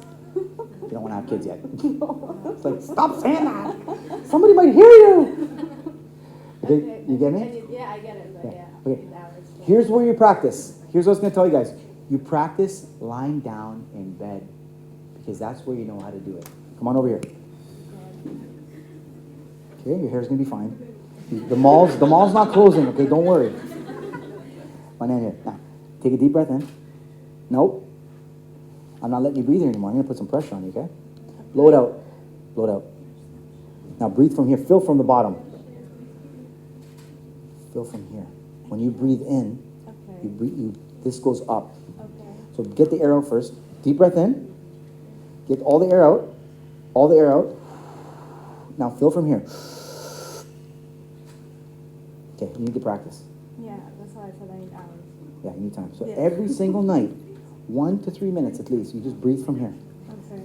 You guys might cry when you figure it out, okay? Yeah. Because you're reconnecting with yourself again. Come on up, great job. Liliane, where do you think you're going? Let's try. Trying to escape, huh? Okay, ready? Hand on your tummy, hand on your chest. Take a deep breath in. Let me stand this side so I'm not blocking the camera. Just breathe now. Just breathe normal. Don't think. Just breathe now. Still breathing from your chest. I know. So can someone make it a little cooler in here because it's hot? Blow it out. Now, breathe from here now. Breathe in from the tummy. Not from here. From here. Look, you're not alone. 85% of Americans supposedly breathe wrong. They breathe thoracically, chesty, not diaphragmatically. You need to practice. Yeah, that's okay. Cool. Come on up. I know it's hard to help you. Okay, you see what I'm talking about? Little things that make a big difference? These are little, seemingly little things. But just think, every breath you take, your food's getting a massage. Yeah? So when you go to the bathroom, it's not ice cubes coming out. Square ice cubes. Get it? It's mashed potatoes, soft things. That's why you cut when you go to the bathroom. I know some of you guys know it's not the everyone's favorite subject and the cleanest conversation. It's dirty. We got to get dirty, though, sometimes, right? We do. We do. Thank you. Okay, so if you want to get downright and dirty about it, that's why you guys are cutting on the way out. And here's where it's really interesting. What's the advice when people have hemorrhoids and they cut? When they go to the bathroom, they call it pooping glass. Yeah. How many know what I'm talking about without raising your hands? Okay, I know it's not the. We're all prone to this because we all have the same physiology, the same cars, vehicles. So think about this. Think about this. The advice for hemorrhoids is to increase your fiber content, increase your exercise level, increase your hydration levels. I don't believe it. I've healed, I can't count how many people with this simple little phrase. If you have a problem with your exit, shut your entrance. Following me? It makes no sense to have another bowel movement. So when you're hungry, what do? Eat fiber, water, and all that stuff, but eat very little, just enough to get you to the next, as long as possible, to last you. So you're eating a little amount. So now 1, 2 days, 3 days go by, you don't go to the bathroom. Guess what happens? The body, as only it knows how, heals itself. Don't peel potato skins and put them on your butt like they tell you if you're in the military. That's what they tell you. Put potato skins on your butt and increase your fiber content, hydration levels, and go to the bathroom again and again and stick some suppositories up your butt. Go against the direction and stick them up your butt, and then some creams on the outside. And don't sit so long, and don't sit in the toilet, and don't strain, and no. Breathe. Eat when you're hungry, don't eat when you're not. And learn how to breathe properly all the time so you're aiding digestion. So your body's working for you instead of against you. That's my line, right? Get your heart, mind, body, and voice working for you instead of against you. This is how we get our bodies working for us and our breath. Every breath you take, you get stronger. Do you guys know that spinal problems are caused by this way of breathing too? Do you know what's being overworked? This part of your body. Your ribs and your thoracic spinal cord, the part of the spine, is being overworked, and it's getting stiff. And a lot of people, these vertebrae here are like rock solid. So you're prone to digestive problems if you don't breathe this way. You're prone to upper back or spinal problems when you breathe this way. Cool? Who has the first question about breathing? So the asthma patients, they are saying like you have the back pain first. Asthma patients, when you have a difficulty in breathing, you have the back pain first. So what we should? What do you mean you have the back pain first? No, like the area where you said, Yes. when I can't breathe, I get the pain there first. Yeah, because your ribs are overworking. Every breath you take, your ribs are basically separating like this and expanding. But when you're breathing from this part of the spine so long, the spine gets so stiff, the ribs get stiff, they don't have that proper, they're just overworked. You get spinal stiffness, so you don't have proper spinal function, and you just overwork that area, it gets fatigued. And then you start developing knots in your stomach. Like literally, you have knots and muscle spasms in your stomach. Then when I break those spasms, people start cathart. You guys know what catharsis is? When they just start crying. You don't know why. Because you hold so many emotions in there. You hold so much in there. Yeah, so you were saying? No, I'm saying like the pain. It gets For you, it starts in the back. Yeah. So like when I have those things, what should I? Breathe, learn, just take your time. Start today. How old are you now? 35. 35 years you've been breathing, probably 20 of those years wrong. 15 years old, you're okay. Then 15 to 35, you probably switch when you've seen guys and girls and socialize and stuff. Like normal people. It's fine, okay? So now we're going to start at 35. The clock starts now. It's not where you are in life, it's where you're going that counts. You're a millionaire and you're spending, Michael Jackson, $22 million he made one year, he spent 24. Like save $1 million, my man, come on. Right? So it's not where you are, it's where you're going. So today you start breathing from here, you give this part of the spine a rest. Yes, Liam. I get headache so much, and I yawn a lot. So there was one time when I went to doctor, and I'm like, I yawn a lot as if I'm sleeping. You need breath. So she's like, there is no enough oxygen in your brain. Is it in your really? brain? Yes, that's what she. Well, told I know me. you, so she might be right. It's not the only thing you're missing in your brain. I'm unique. It's fine. So I'm totally kidding. So is it because of the breathing technique? I promise you that if you start to breathe this way, you have more breath. This is a bigger tank. Look, count it. Look at, watch, guys. Compared to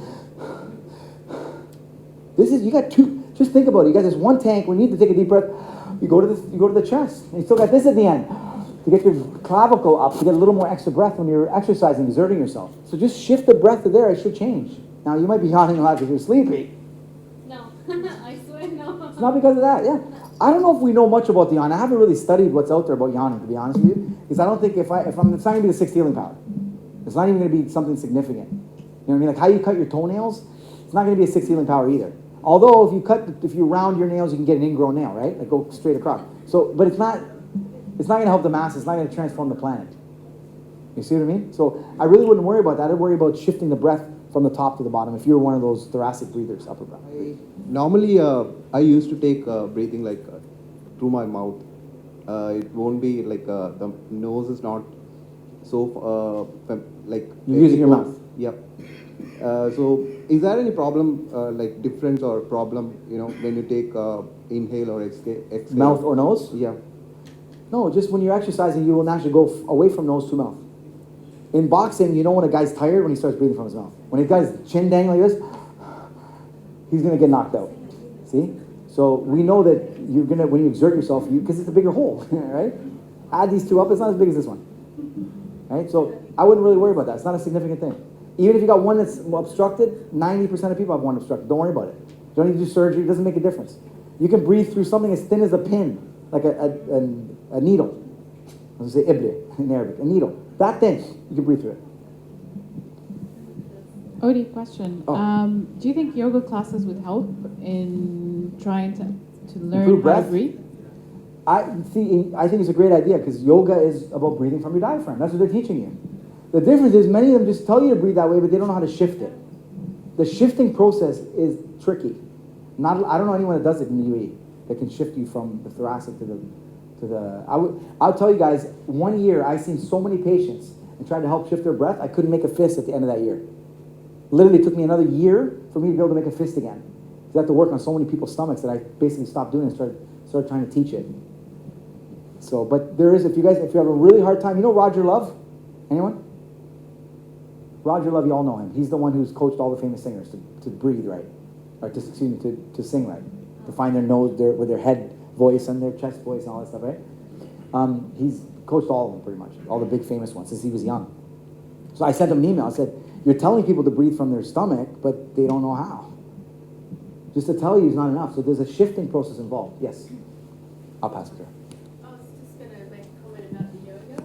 Look for A certified pranayama teacher. Iyengar Yoga has certified pranayama teachers. I don't know how many in the UAE. Do you know I think anybody there's here? 2 in Dubai. Can you maybe recommend? Can they email you if they have? Yeah. Good. What is it called again? Pranayama. How to breathe. Pranayama. Pranayama. Pranayama. Thank you for that. Thank you. Sounds like you're not from around this part of the world. Australia, maybe? Ooh. So the 3 keys to exercise are strength, flexibility, and endurance. Very few people have all 3. What is the third one? Strength, flexibility, and endurance. Distance. Okay, so I had a gentleman who I told you was one of the fittest guys I've ever met. Okay? He looked like a Greek god, chiseled. The perfect drawing. Okay? Strength and flexibility were there. But he can't run more than 5 minutes. 5 minutes. He's literally he's like a cheetah. Like he just goes 120 minutes. He's got nothing left. So very few people have all 3 because very few people bring all 3 into their lives. So what we're going to be doing today is we're going to be testing your flexibility. That's right, with my highly sophisticated instrumentation here. We're going to see how flexible you really are. I have a feeling we got someone over there that you put pressure on yourself by all those fancy yoga names. You know that. No, well, I can say something about that. You can. Yeah. There we go. Hold your breath. Yoga is about openness, as distinct from flexibility. Okay. And within yoga, we all work within our own limits and body issues. Sure. So I've been doing yoga for 13 years, but I wouldn't say I'm very flexible. Or open. No, but from when I started to where I am now, massive difference. It's all about PB, right? Personal best. Yeah. Or PR, personal record. It's really, that is the key.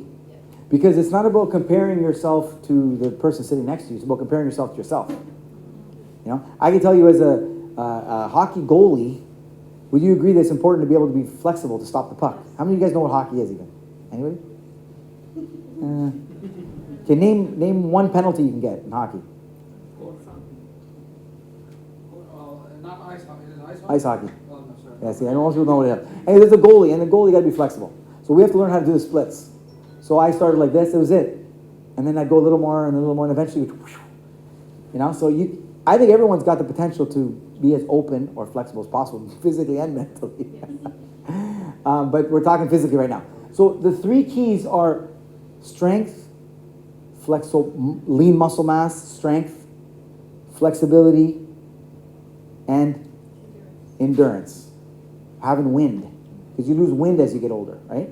So I would make sure you focus on these 3 things. But guys, you know what? Here's the problem. What's the best exercise? Walking? Swimming? Depends on your body, what suits you? Sleeping? Douche. Since you brought up sleep, let me just tell you that, because someone did say that sleep was one of the healing powers. It is. Would you agree your immune system, when you're sick, sleep. Your white blood cell count goes up. Your immunity just goes up, right? They even now know that before we used to be when you get concussions, don't let them sleep. Now it's like let them sleep. Let your brain heal. Okay? So this healing power is really about not only activating your exercise, but balancing your exercise or your activity with rest and relaxation, R&R. Because it's not about going to the gym and working the same muscle. It's about working that muscle, resting that muscle, working another muscle, resting that muscle, right? So it's about balance between activity and inactivity, exercise and rest, okay? But the rest is kind of a given. That I hope you don't eat until you feel hungry, and I hope you don't sleep until you feel sleepy in your eyes. That's my philosophy, which is crazy, right? But I do this. I'm like, no, I'm not sleepy yet. I had a question. Hold on a second, I'm sleepy. I don't feel sleepy. I don't. Don't sleep. It'll eventually catch up to you, but just don't sleep. When? Just like if you're not hungry, don't eat. Don't eat. Eventually you're gonna get into a rhythm. I'm a 9 to 9. So what's happening now with me that at 12, 1 o'clock, I'm still not sleepy. I go to bed, I try to sleep, I spend sometimes till 2, 3 o'clock. Don't you do that with your kids?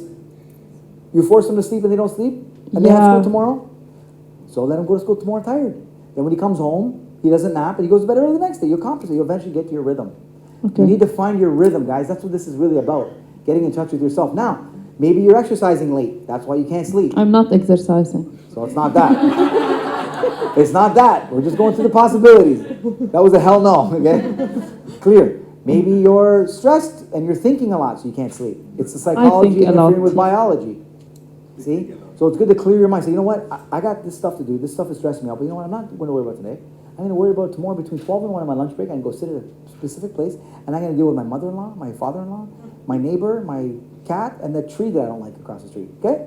And give yourself time to deal with it then. Say, but now I'm going to go to bed. This is about mastering the relationship with yourself.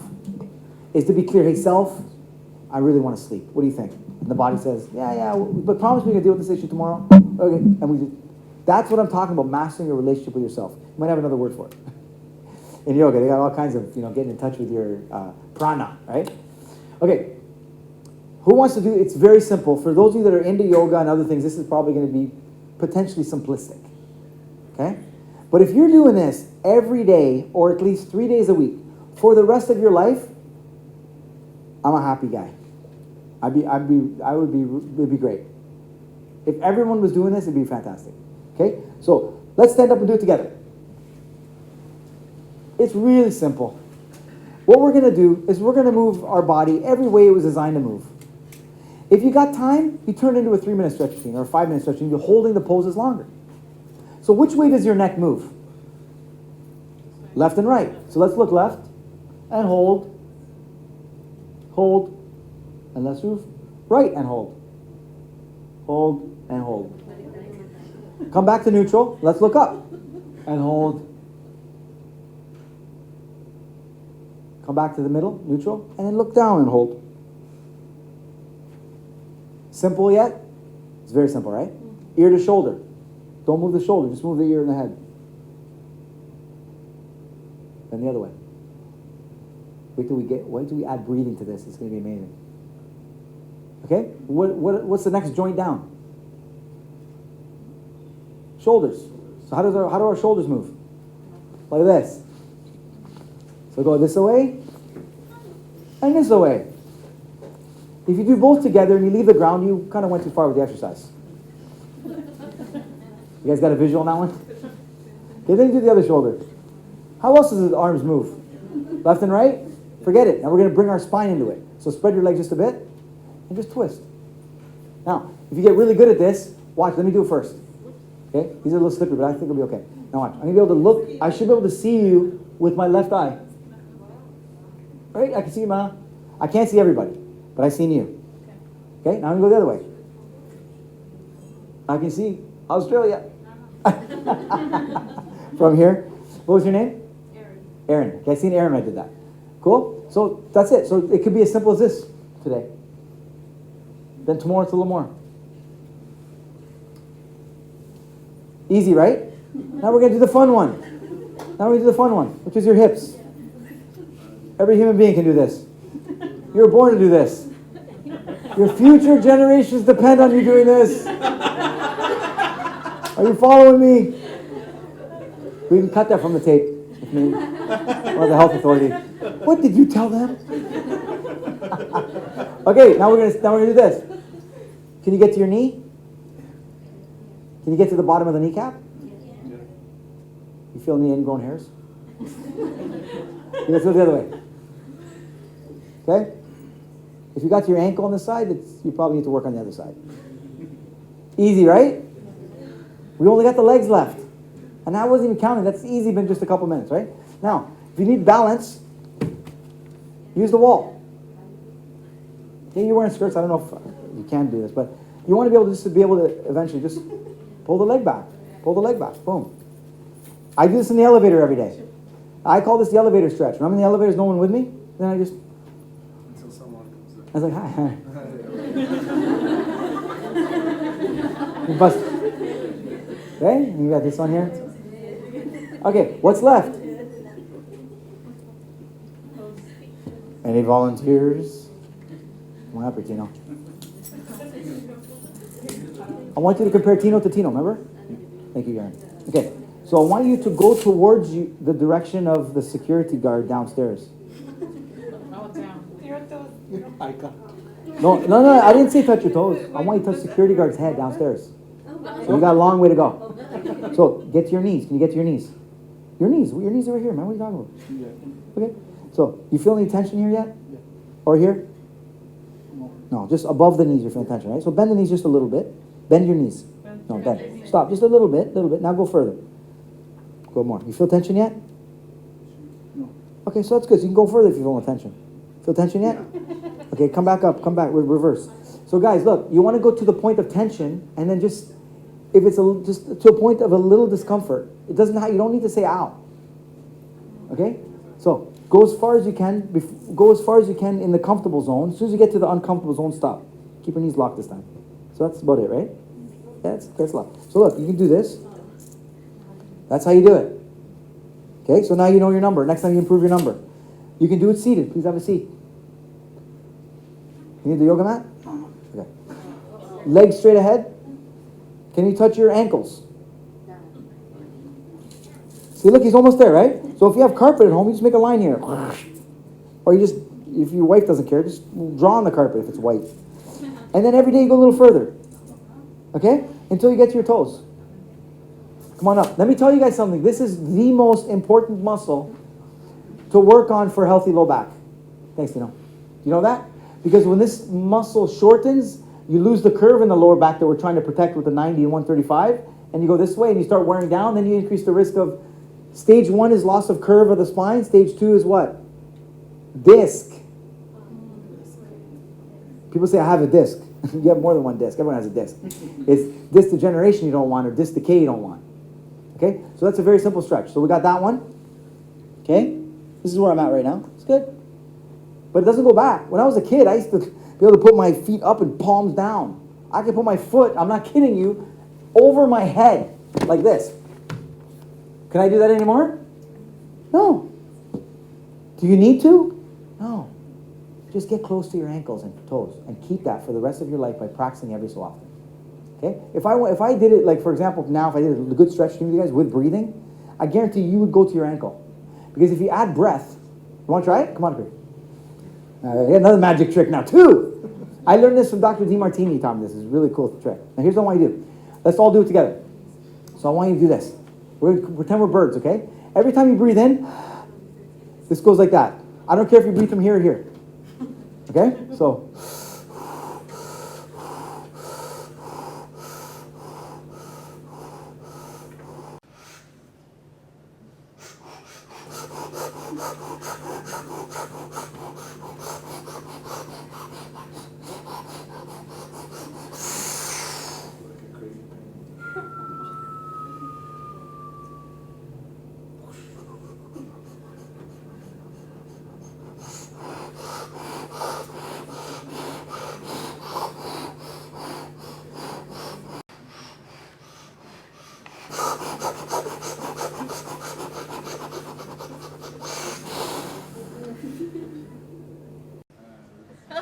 Hold on.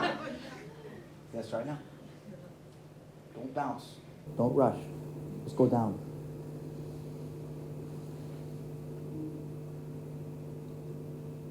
If you feel tension, stop. See, much better, right? Yeah.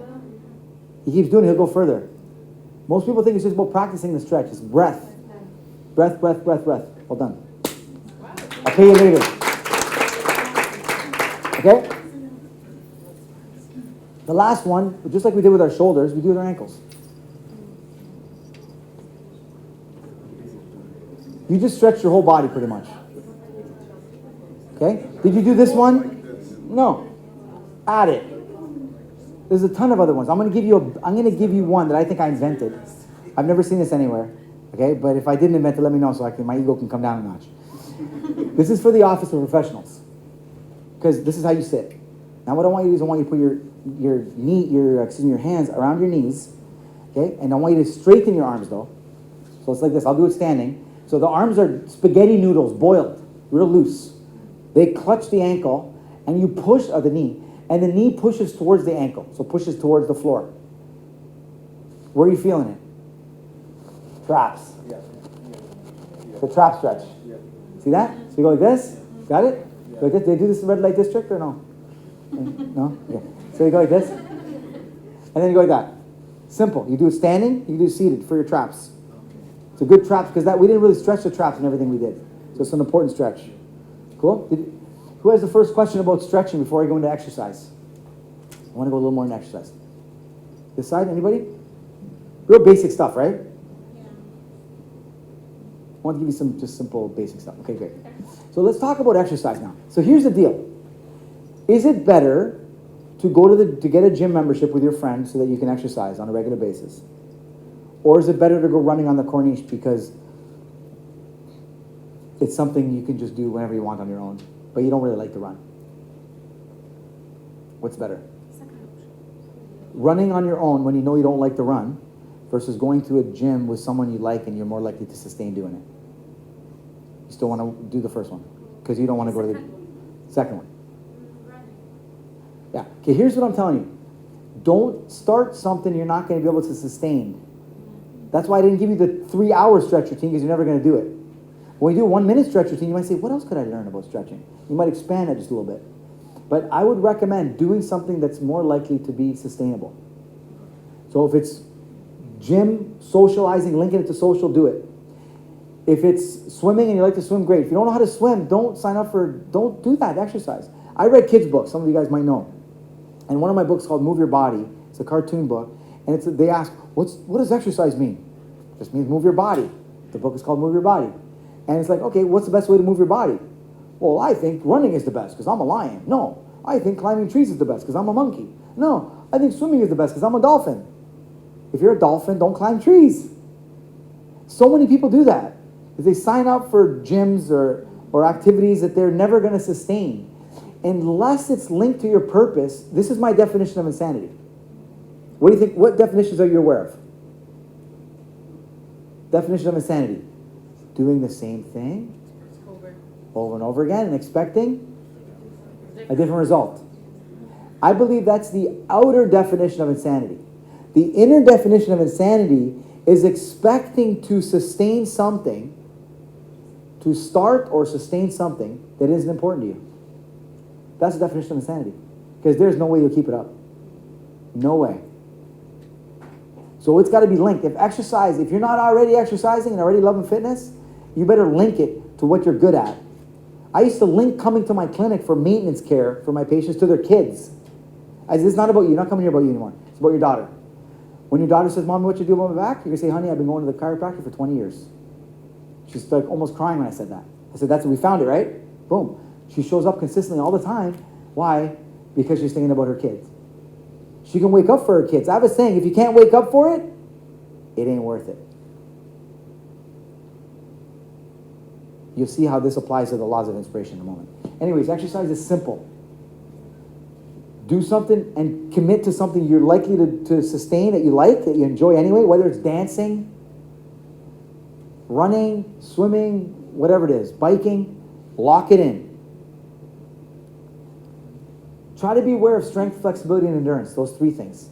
So it's not just about the flexibility and the yoga and the dance, but it's sustaining it. So can I do they do some longer yoga classes and sometimes in heat, right? Like hot, with those yoga, steam rooms and stuff? You ever been to those? Yes, but no. What's it called? Bikram Hot yoga, Bikram yoga? But it's only one-sided yoga, so some yogis don't like it because see? it's about hot-cold balance and stuff. Right. But you really love that, I can tell. But I was going to say, just try to do something that gives you some endurance. You know what I did the other day? I'm actually still sore today. I ran up my apartment, like to the penthouse of my apartment building. I ran up just the stairs, like not even running. I basically just trotted. And like I felt it, my calves and my soleus muscle, which we don't use very often. Because usually it's running. Just remember, biking trains you for running more than running trains you for biking. Because you use your upper quads and you can run. That's why a lot of the guys do triathlons. They don't even practice for the run at the end. It's a biking event, you know? Let me tell you this. How many of you ran a marathon? 1% of the population run marathons. And you're looking at the 1% in the room right here. I can tell you something. Oprah Winfrey ran a marathon in 4 hours. Very respectable. That means every one of you guys can do it. Sorry, Oprah. Okay? But I'm telling you, when I train, this is the rule. If you can run 16 kilometers, which is 10 miles, and walk normally, and people cannot tell that you're injured when you're walking after you run the 10 kilometers, the 60 kilometers, 10 miles. You're 18 weeks away from your first marathon, which is 4.5 months. Anyone can do it.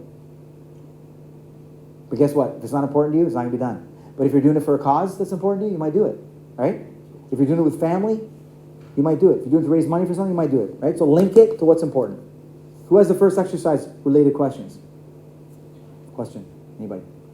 Yeah. I just have a comment. I have a comment. I agree with you 100% because for the last 4 or 5 You can years, continue with your comment then. for, for the last 4 or 5 years, I've signed up many times in gym and membership, You don't go? but I just go for the first 3 times and I don't go. Amazing. And when I thought about it, it's because I don't like to be in the gym. And why did you sign up? So I searched for something which I like, which I'm doing now, and I'm still doing it. Good. Why do you think you signed up before? Because I have to, I want to lose some kilos, and I thought that would be the best You don't need to. solution. Remember, I'm telling you guys, Etology Step 1 is a very powerful jump start to losing weight. And it'll just fall off you. 500 calories a day, you'll be losing a pound a week. We will start tomorrow, right, Tino?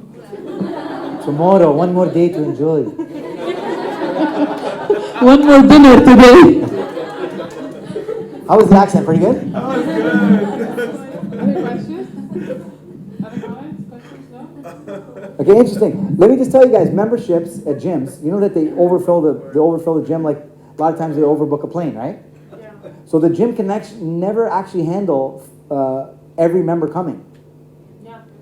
Because 3,000 people apply, the gym can seat 100.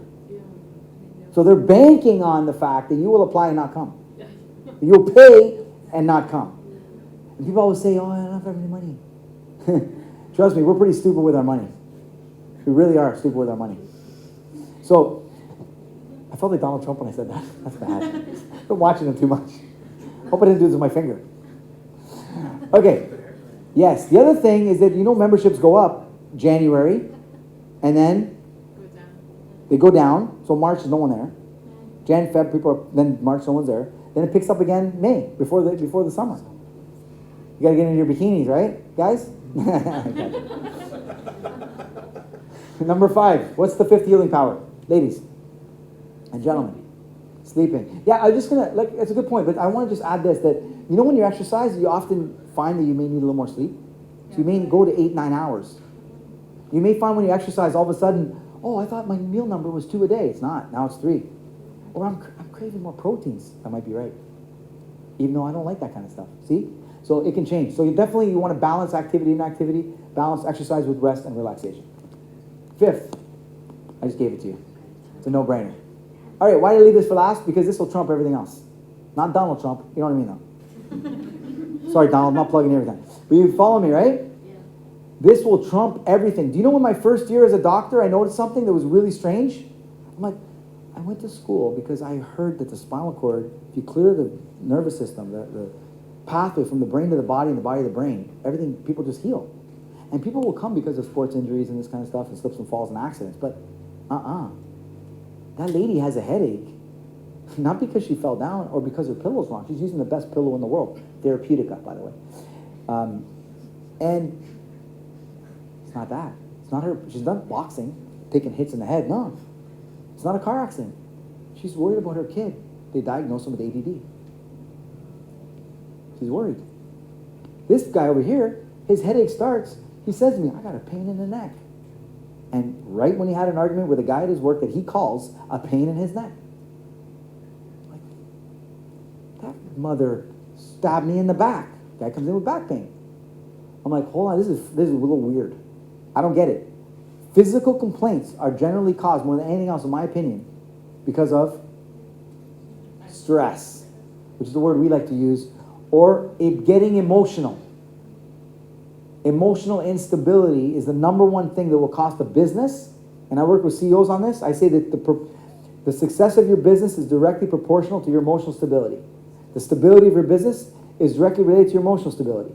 Warren Buffett, you never manage your money until you manage your emotions. Because you'll go buying shopping for shoes, maybe when you get stressed. Is that correct? There's a sale at Marina Mall. See, I'm telling you guys, that's where you spend your money. When you get really emotional, whether it's positive or negative emotions, that's when you start spending cash oftentimes. Or eating. So it'll cost you your body, it'll cost you pretty much everything else. So I don't have enough time to talk about this, right? It's way too long. My 7-hour workshop, now you've been a couple times to that. My workshop called Power Thinking is about dissolving emotions. And everyone in there that comes in, I'd say pick someone that's stressing you out and let's clear the stress they have on you before you leave. And I don't need to know their name. Some people get all the way, some don't, right? Because some people's really deep. It'll take hours and hours. But we have an event coming up this Friday. It's called Power Thinking for a reason. P for find, define, refine your purpose. O, identify your obstacles. W, E, R are the 3 techniques we use to dissolve it. So what I can do today, because I want to give you something on it, is I want to just let you know what happened to me when I got diagnosed with cancer. Would you agree that's a stressor? There's only 3 things in life that stress us. Our relationship with ourselves. So we get pissed off with ourselves for overeating or not achieving our goals, right? Our relationship with other human beings. And our relationship with the material world. Money, resources, and things we're trying to achieve in life, right? Okay. So I always say nothing stresses human beings more than human beings, you included. Nothing stresses people more than people. Right? So let me tell you what happened. This is just one example of how I was stressed in my life. Like, we've all been through this. I'm sitting in the room and the lady says, this is a mild form of cancer. I didn't hear a mild form, I just heard cancer. And I thought, that's it. Life is over. So this is exactly what I asked when I heard that. Why is this happening? Why me? Why now? And it's exactly what you're going to watch yourselves when things happen to you. Why is she talking to me like this? Why is this happening? Oh my, it's the least thing I want. We're playing cards and like, that's not what I wanted. Why did these cards get in my hands? You see? So these are the wrong questions. And I want you to ask yourself a question that's going to seem completely counterintuitive. Completely counterintuitive. The next time you label something as bad, negative, or wrong, because it makes you feel bad, I want you to ask a completely reverse psychological question. What do you think that is? Don't say anything. If you can master this question becoming your reflex, you will realize there is no such thing as a broken heart. How many of you guys had your heart broken? Raise your hands. All of you. Raise your hands. All of you. Raise your hands. I don't care how strong your abs are. You've had a broken heart. But let me tell you guys right now, it's an illusion. You're really not hurt. Your mind is hurt. Your heart is untouched. There's no scars, there's no wounds. There's no such thing as a broken heart. Only a broken perspective.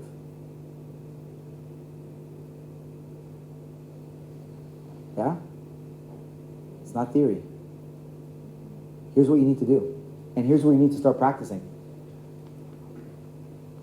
When I got diagnosed with cancer, I don't know how my mind went in this direction. But it went there on its own. I just followed it out of curiosity. It was like, okay, so hold on a second. Who do you want to have cancer? Do you want it to be your mom? I was talking to myself. So I was thinking, no. Do you want it to be your dad? I was like, no. How about your brother? He's a jerk. He beat you up when you were young. Remember all those things he did to you? I don't want it to be him. What about your sister? Want it to be her? No, I don't want it to be her either. So I thought to myself,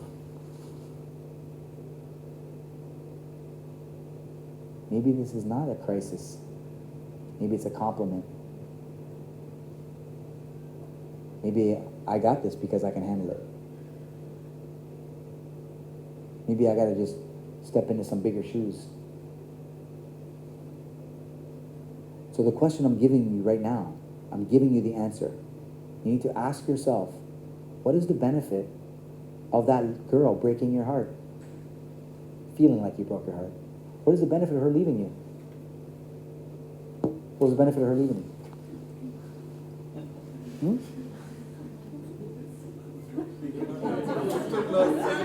She left you, right? He cannot answer. What was the benefit of her? What was the benefit of her leaving you? She didn't. What was the benefit of the girl leaving you? That's more dangerous. Not this girl, Which girl? the one before her. I'm not happy. I want you to look at the person who walked away from you in your life. The person who said, you're not good enough. You're not pretty enough. You're not smart enough. Right? Just yesterday, I forwarded a post. It was about this boy said that he would never amount to anything in basketball. Then they showed a picture of Michael Jordan. This girl is not fit for television. Whose picture came up? Oprah Winfrey. You do not have any creative abilities. Kicked out of the paper, the newspaper, Walt Disney. So I wrote in the post, I don't know who the hell was sending it to, but I just shared posts and I put, sticks and stones may feel like they break your bones, but words may hurt you so much that it'll wake up in you a feeling and an attitude that I want to prove people wrong. And I asked people, when did you start working out? When did you first go to the gym? I think it was 16. 15, 16? Why? 17. I love sports in general. You like sports in general? Yeah, so anything else you could think of where someone said something to you like you're too skinny, you don't have what it takes, you're smaller than the rest of the guys and that? Yeah, I was skinny, actually. Yeah, see, you're going to find that that's what it is. We all want to grow, but we all know deep inside that to grow, you need challenge. Because only steel sharpens steel. Correct? Come on up here. Come on up here, yeah, please. Your name again? Sharif. Sharif. Sharif's a big guy, right? Right? So if I have to fight Sharif now, do you know what happens? Can you turn and face me? Okay? Don't strike me, okay? I still have an hour left. Would you guys agree that if all of a sudden I had to face this guy, that I'd have to step up my game? I can't imagine what it'd be like to fight Sharif. I can't imagine what it'd be like. Only when I actually fight Muhammad Ali. Oh, now Fraser. Yeah. See? Steel sharpens steel. Would you agree? I agree, definitely. That one. But here's what we do. Here's what we do. Thank you, Sharif. We naturally turn away from challenge. We will naturally take the easy path, thinking that the easy path has more pleasure than pain. No matter what you do, you're not going to get more pleasure than pain. You can't find it. It doesn't exist. The animal in you avoids pain and seeks pleasure. Avoid prey and seek a predator and seek prey. Correct? But in your life, you will never run from the negative. You're never going to run from challenge. You're never going to run from pain. Why not embrace it? Why not welcome it? Why not take the tougher path? If you know that's the path that's going to make you grow. It's the guys that call you skinny that will make you bigger. That's why growing up, I was always afraid to punch somebody. Because I always knew if I punched them once, maybe I win. But I might not be able to punch him again that hard. And he might be able to take harder than I can ever deliver.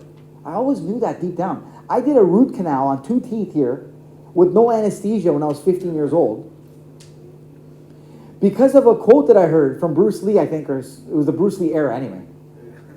You guys know what I'm talking about, right? And I was thinking, what doesn't kill you makes you stronger.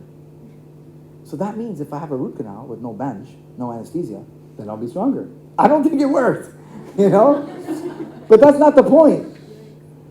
Is that I literally realized that, oh my God, it makes me stronger. So I'm thinking at home and I'm like, okay, I'm watching Animal Planet. I'm enjoying myself. I don't want to drop to the carpet now and do 10 push-ups. But I'm like, but if I watch the show, I am in pleasure and pain, right? Because I got the pleasure of watching the show and I got the pain of knowing I should be doing something more productive with my life. If I go down the carpet and I do my push-ups, I got the pain of doing the push-ups and the pleasure knowing that I'm like watching some movie. And all of a sudden I start hearing some music. You know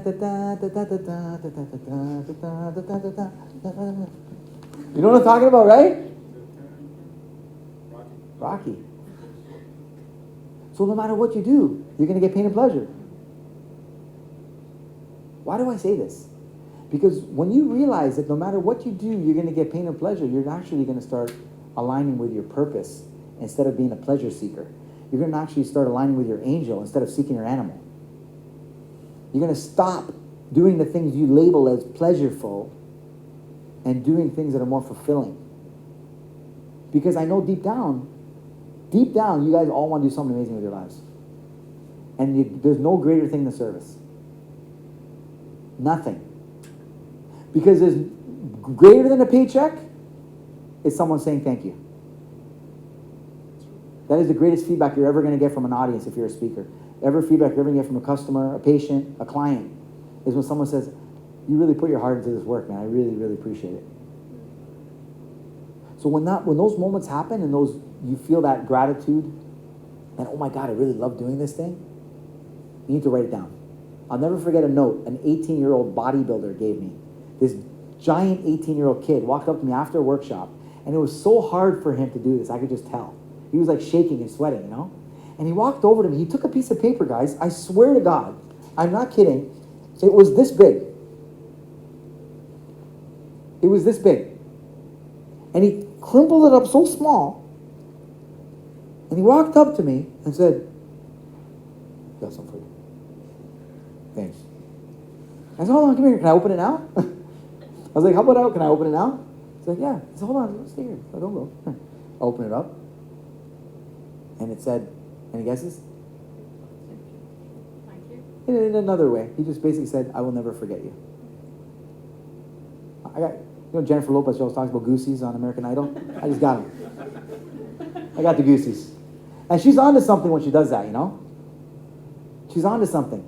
What she's saying is that I felt that song. So when you guys are watching a movie, hearing a song, or is there something I said that just gives you goosebumps?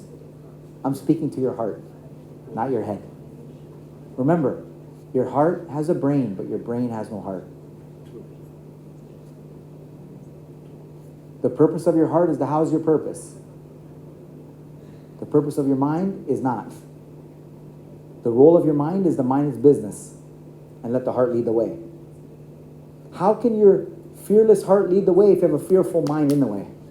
The heart does not work for the mind works for the heart. You know that they found a little brain in the heart, right? Have you heard of that? They actually found neurological cells in the heart. It represents neurological tissue in the brain. The heart actually has a brain. So this whole follow your heart thing is not some crock and some stupid philosophical notion. It's actually the truth. That your heart can think. And in my psychology of speaking program, when I teach people how to speak from the heart instead of how to speak from the head, and I say, look, right now you're speaking from the head. My wife is speaking from the head up here. You can tell because you were nervous, right, Asha? You don't do this very often. In fact, I try paying her to do it, she won't do it. She knows where her heart is. It doesn't belong on the stage. And if it does, I'll kick her off the stage because that's where I want to work. I'm not going to stay home with the kids. I can only handle small dosages of kids. But you know what I'm saying? That people can tell when you come up here and start speaking from the head. People can feel it. People can feel when you're selling to them. And people can feel when you're selling through caring. Because to care is actually, to sell is actually to care. If you really care about what you do, you naturally sell. If you don't care about what you do, it looks like you're selling. So, attitude is just it's a can of worms really as soon as I open the subject. Because it's so long. You can't do 24-hour seminars on this subject. 12 hours, Saturday, Sunday. But let me just tell you this. The next time something happens to you that you call negative, wrong, or painful, I want you to ask yourself this one question. What are the benefits to me? What are the benefits to me? 6 words. You need to master that. So when you go to Carrefour and there's a lineup, I need to ask, what are the benefits to me of being stuck in this lineup? Practice on the little things, then you'll be able to master this on when something really hurts, or you get fired, or move countries, or you lose something important to you, okay? You ask yourself, what are the benefits to me? And the more you can ask that counterintuitive questions, because you're feeling pain, right? It makes no sense. Like, I ask you, what's the benefit? Like, benefit. There are no benefits. To this guy treating my daughter like this? There are no benefits. I said, really? So you're saying that ever since you started treating your daughter like this, she got out of the house, dropped a lot of weight, started working, making money, and saving. Where before, you were worried about her health because she's at home all the time just eating and watching television. But when he told her she's a loser, she got off her butt. And so now you're mad at him. And isn't this what you've been wanting for your daughter all this time? Yeah. 70 years old, this guy. You know what I'm talking about. He can't even think the right way. Because it's learned. Just like we have to learn. Take this. We have to learn to share, right? It's learned. Because when you give a baby something, it does this. You have to teach someone how to share. You have to teach someone how to think. Right? Seek first to understand, then be understood. Stephen Covey, right? It sounds backwards. Man, this guy doesn't understand me. I want him to understand me. I'm supposed to understand him? Seems backwards. So you're saying that when something hurts and it's something I don't like doing, I need to find the benefit in it? I said, yeah. That's how you turn hate into appreciate. Because you never appreciate something you don't find benefits in. Would you agree? If you show the kid the benefits of going to school, he will appreciate school. Simple. Small things that make a big difference. Let's see how many of you remember the question. What do you want to ask yourself? The next time you're stuck in traffic, what do you want to ask yourself? What? It's a long sentence. You got it? How many over here? 1, 2, 3. What is the benefit of to stuck in this traffic? 6 words, man. Why make it so long? What is the benefit to me on this? Okay.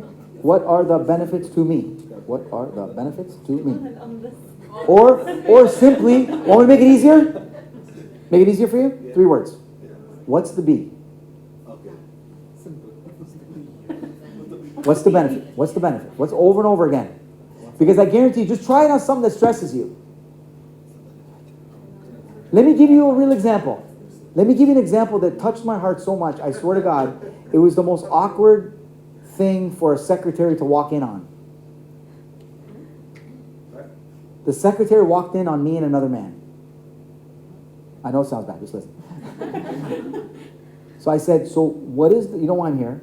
Yeah, your CEO hired me to help you take it to another level. What is the number one thing in your way? Because if I can move the biggest obstacle, I can make the biggest difference, right? Like, okay, that sounds simple enough. Okay.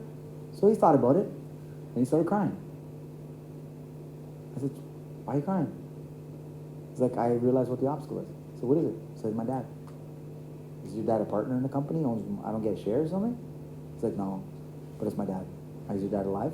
It's like, yeah. I said, so what is it? It's like, my dad divorced my mom when I was 15. Right around the time he started going to the gym. And he said, then he came back and to tell me something. So what did he tell you? He said, son, I got news for you, you know. You know I married another lady, right? Like I divorced your mom and I married another lady. You know that? Yeah, Dad, I know. So, well, this other lady, she's pregnant now. And that's when his heart was broken, supposedly. Because he's had chest pain ever since that day. And the doctors can't figure out why. Because there's nothing physical. So here's what he said. He said, I said, okay, so what do you think then? He said, did you say something to him? He said, no, I want to say, Dad, I hate you, you're a piece of crap, you know? But I didn't. I said, so what was the benefit of that? Again, do this first. What? That's like, then you start thinking, okay, the mind is spinning negative. Okay, all right, so what's the benefit? I got one, Ode. I got Dr. Oudi. His face lit up. I'm like, what is it? He's like, I was free. That was the day I was free. I said, what do you mean? That's the day I didn't have to answer to another man. If my dad can walk out of me, I never have to answer to another man. You get what I'm saying? He doesn't have to answer to anybody. There's no curfew anymore. There's nothing anymore. And at that time, that was important to him. Not saying it's right or wrong. Don't judge. Just suspend judgment for a minute. Actually, it was another benefit. Like that's when I started opening my first business at 16 years old. Wow. And my second business at 17. And my third business, I started making money, driving cars. I started living it up. I became the man in town. I opened nightclubs, discotheques. True story. You should see this guy, man. He's been around. You'd have a lot of respect for him. He's a really great guy. You'd really connect with him. And then I said, all right, man, turn around the chair. I said, guess what? It's like, what? I said, now I'm your daddy. It's like, what? Yeah, I'm going to be your daddy. We're going to play an exercise. I'm your daddy. What do you want to say to me? Oh, and he said that my dad didn't go to my graduation and da-da-da, right? I said, okay, talk to me. So he looked at me and says, is there anything that resembles your dad in my face? He said, yeah, your goatee is longer. I said, just stare at my goatee and talk to me. He stared at my goatee and said, you know, Dad, what was the hardest thing that you ever did? But Dad, it was the greatest thing you ever did. I'm so thankful for you, Dad. I really love you. This guy started crying. Drew me right in. I'm crying with him. We're both slobbering all over our goatees, hugging each other in a room, and then the secretary walks in. And she's like, what the hell am I supposed to... Should I come back? And I said, how's your chest pain? He said, I don't have any chest pain anymore. He's never had it since. This is like over a year ago. One of I could spend the whole day here just telling you story after story. One after the other. A man beats up a woman and she transforms her life. Goes back and thanks him. A father who does something you wouldn't want to ever happen to a daughter. And before he dies, she jumps on an airplane, goes by his bed and says, hey, Dad, look at me. You think I don't love you? There's nothing you can do to close my heart to you, Dad, and my heart is unbroken. I love you. That's what you all want, because if you watch the movie, you'd be crying and thinking, I want to be like her, and I want to be like him. And you're watching some actor act this way, act some way that we want to be. But there are some percentage of people on this planet doing this. Believing that no one can hurt you. Because if you live, watch this, very important. I'm not a positive thinker only. I believe in positive thinking and negative thinking equally. Like the parody stuff you're talking about with your company. What do you call it? Gender parody. Okay? If you label some past event as negative, you know what happens? You live in fear of it repeating. If you label some positive event, some past event as positive, you live in fear of it not repeating or losing it. Because the truth is in life, nothing will help you without hurting you, and nothing will hurt you without helping you. You can't get a positive event without negative experiences within it, and you can't get a positive event without negative experiences woven within it. It's even hard to say it. Watch, our language is going to have to change. It's going to have to evolve. It's not happy birthday to you. Because birthdays are not all happy. Weddings are not happy. Trust me. Trust my wife. Her wedding dress caught on fire on our wedding day. I am not joking. She's right there, smiling. We talked about this. I don't want to go into details, but if you want to have a happy life, prove you can have a happy day. And let me give you the good news. You prove you've had a sad life, prove to me you've had a sad day. Can't. Give me the saddest day you've ever had, and I'll find you the happy in it. Who thinks they have a sad day? Tell me. When I lost my grandpa. Grandpa died? Yeah. You miss him? Of course. I'll come back in a second. Let me tell you guys something. Guys, death is the longest living lie. Death is the longest living lie. LLL. There is no such thing as death. I know it sounds stupid and crazy and like, who am I to say this, right? But just trust me. You guys trust science? Yes. Do you guys trust that there's gravity? Yeah. Okay, watch this. First law of thermodynamics, what is it? Energy cannot be created nor Destroyed. correct? So ice cubes don't die. Correct. And water, when you boil it, it becomes steam. It didn't die. It's part of the water cycle. Religiously, we have solutions for ourselves.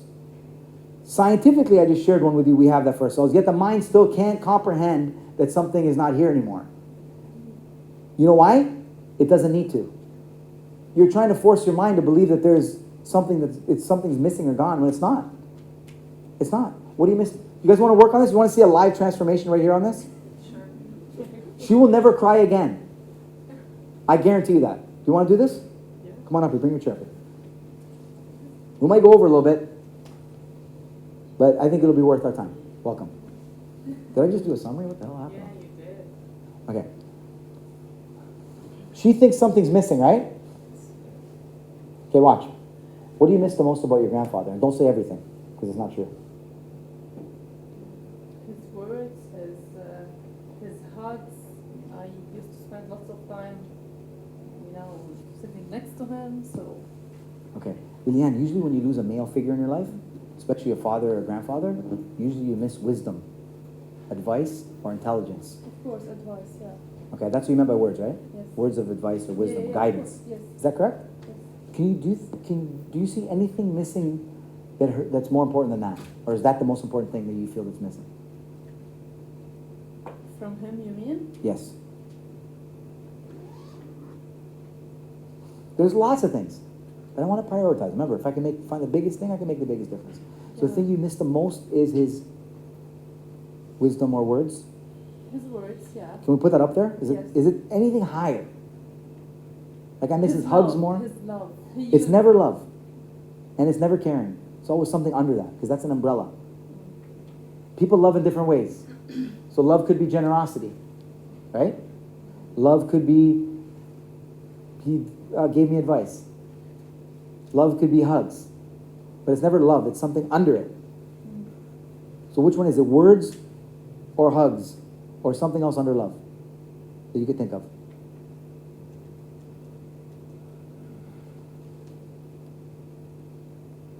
It's not only his wisdom, it's his caring. Good. How does he display his caring? In generosity? Is he generous with his words, generous with his money, generous with his time? With his words. See, we're back to words again. See that? This is called getting the train on the track. Those of you that like coaching. You got to start with the train on the track first. What is the issue first? Get very specific. Only then can the train go choo-choo. You with me? Yeah. Okay. Watch this. Guys, watch. Just look at her, okay? Because she's never going to be the same. You're going to have the greatest makeover you ever had in your life. Okay. The day that he died, you remember where you were? Yes. Okay. I want you to tell me who started sharing you words of wisdom. You mean after he died?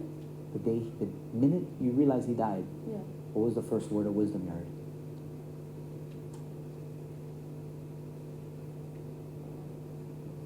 Just keep looking. All you don't have to say I don't know, or you don't have to commit yet. All you have to say is, who gave me the first word of wisdom? That's how you keep the mind going. What's the benefit? What's the benefit? What was the first word of wisdom? Who gave me the first word of wisdom? You have to know yet. Just follow the thought. It'll take you. The mind is the most powerful thing in the world. Her mind is traveling back. How many years ago did he die? 15? It's traveling back 15 years and going to the moment that she perceived him dying. And she's going to pick it up right now. Maybe my mom? Not maybe. Your mind doesn't have hesitation, has certainty. It knows. What did she say to you? That's life. We should go over it. That's life. That's life. You need to go on. Yeah. What are those called? Words of?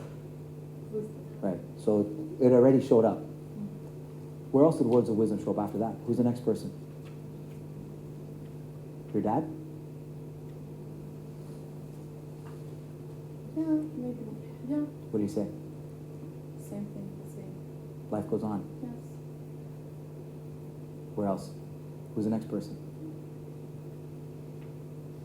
Everyone around you have the same. Scan your mind. same How many message. people do you start coming to your mind when you scan your mind? My uncles, the people who are Name close every to one me. of them. Name every one of them. Who started giving you advice? What was your grandfather giving you advice about? Words about what? Your future? No, What? it's mainly safety, security. Made you feel safe? safety. This is what I felt with him. That's what the words were doing, offering you safety. Yeah. So who began giving you words that provided safety after he died? My dad. Say it again. My dad. Say it again. My dad. Okay. Who's the next person that provided you words of safety? Now my husband. So watch this. What's the benefit of their version versus the old version? One second. The world is always better the way it is, not the way you imagine it to be. The way the world is always better than the way you imagine it to be. Because your mind always fantasizes about the way things could be, but it always leaves things out. The drawbacks. Oh, life would be better if I lived in Canada. Life would be better if I lived in Australia. But you can't imagine what it's like to have to shovel snow in the morning. You can't, even if you lived there for 30 years. See? So what's the advantage? What's the benefit of this form of words of protection and safety versus his form?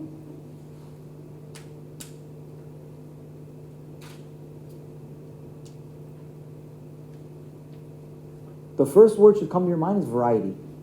V. Whenever someone dies, their form becomes one ice cube becomes a lot of water. Water becomes many little particles. So you always get a variety of forms. So when someone says, oh, I miss my uncle because he was such a comedian. He was the life of the party. True story. My cousin, my brother, my dad never tells jokes, started telling jokes after that. And this guy, and that guy, this guy. So what's the benefit of that? Variety of jokes. That's the first obvious benefit. You see, it's a variety of safety now. It might be more financial safety, business safety, empowerment safety, education safety when it comes to your husband, encouraging you to do those things. Whereas your grandfather said, don't worry, guy, I got you protected, I got your back. And now mom kicks in with providing. I'll take care of your daughter, I'll take care of your kids, go travel, go learn, go study, go empower yourself. It's a new version of safety. Would you agree? Of course. So is grandpa missing, or is he just in a different form? But he's still missing.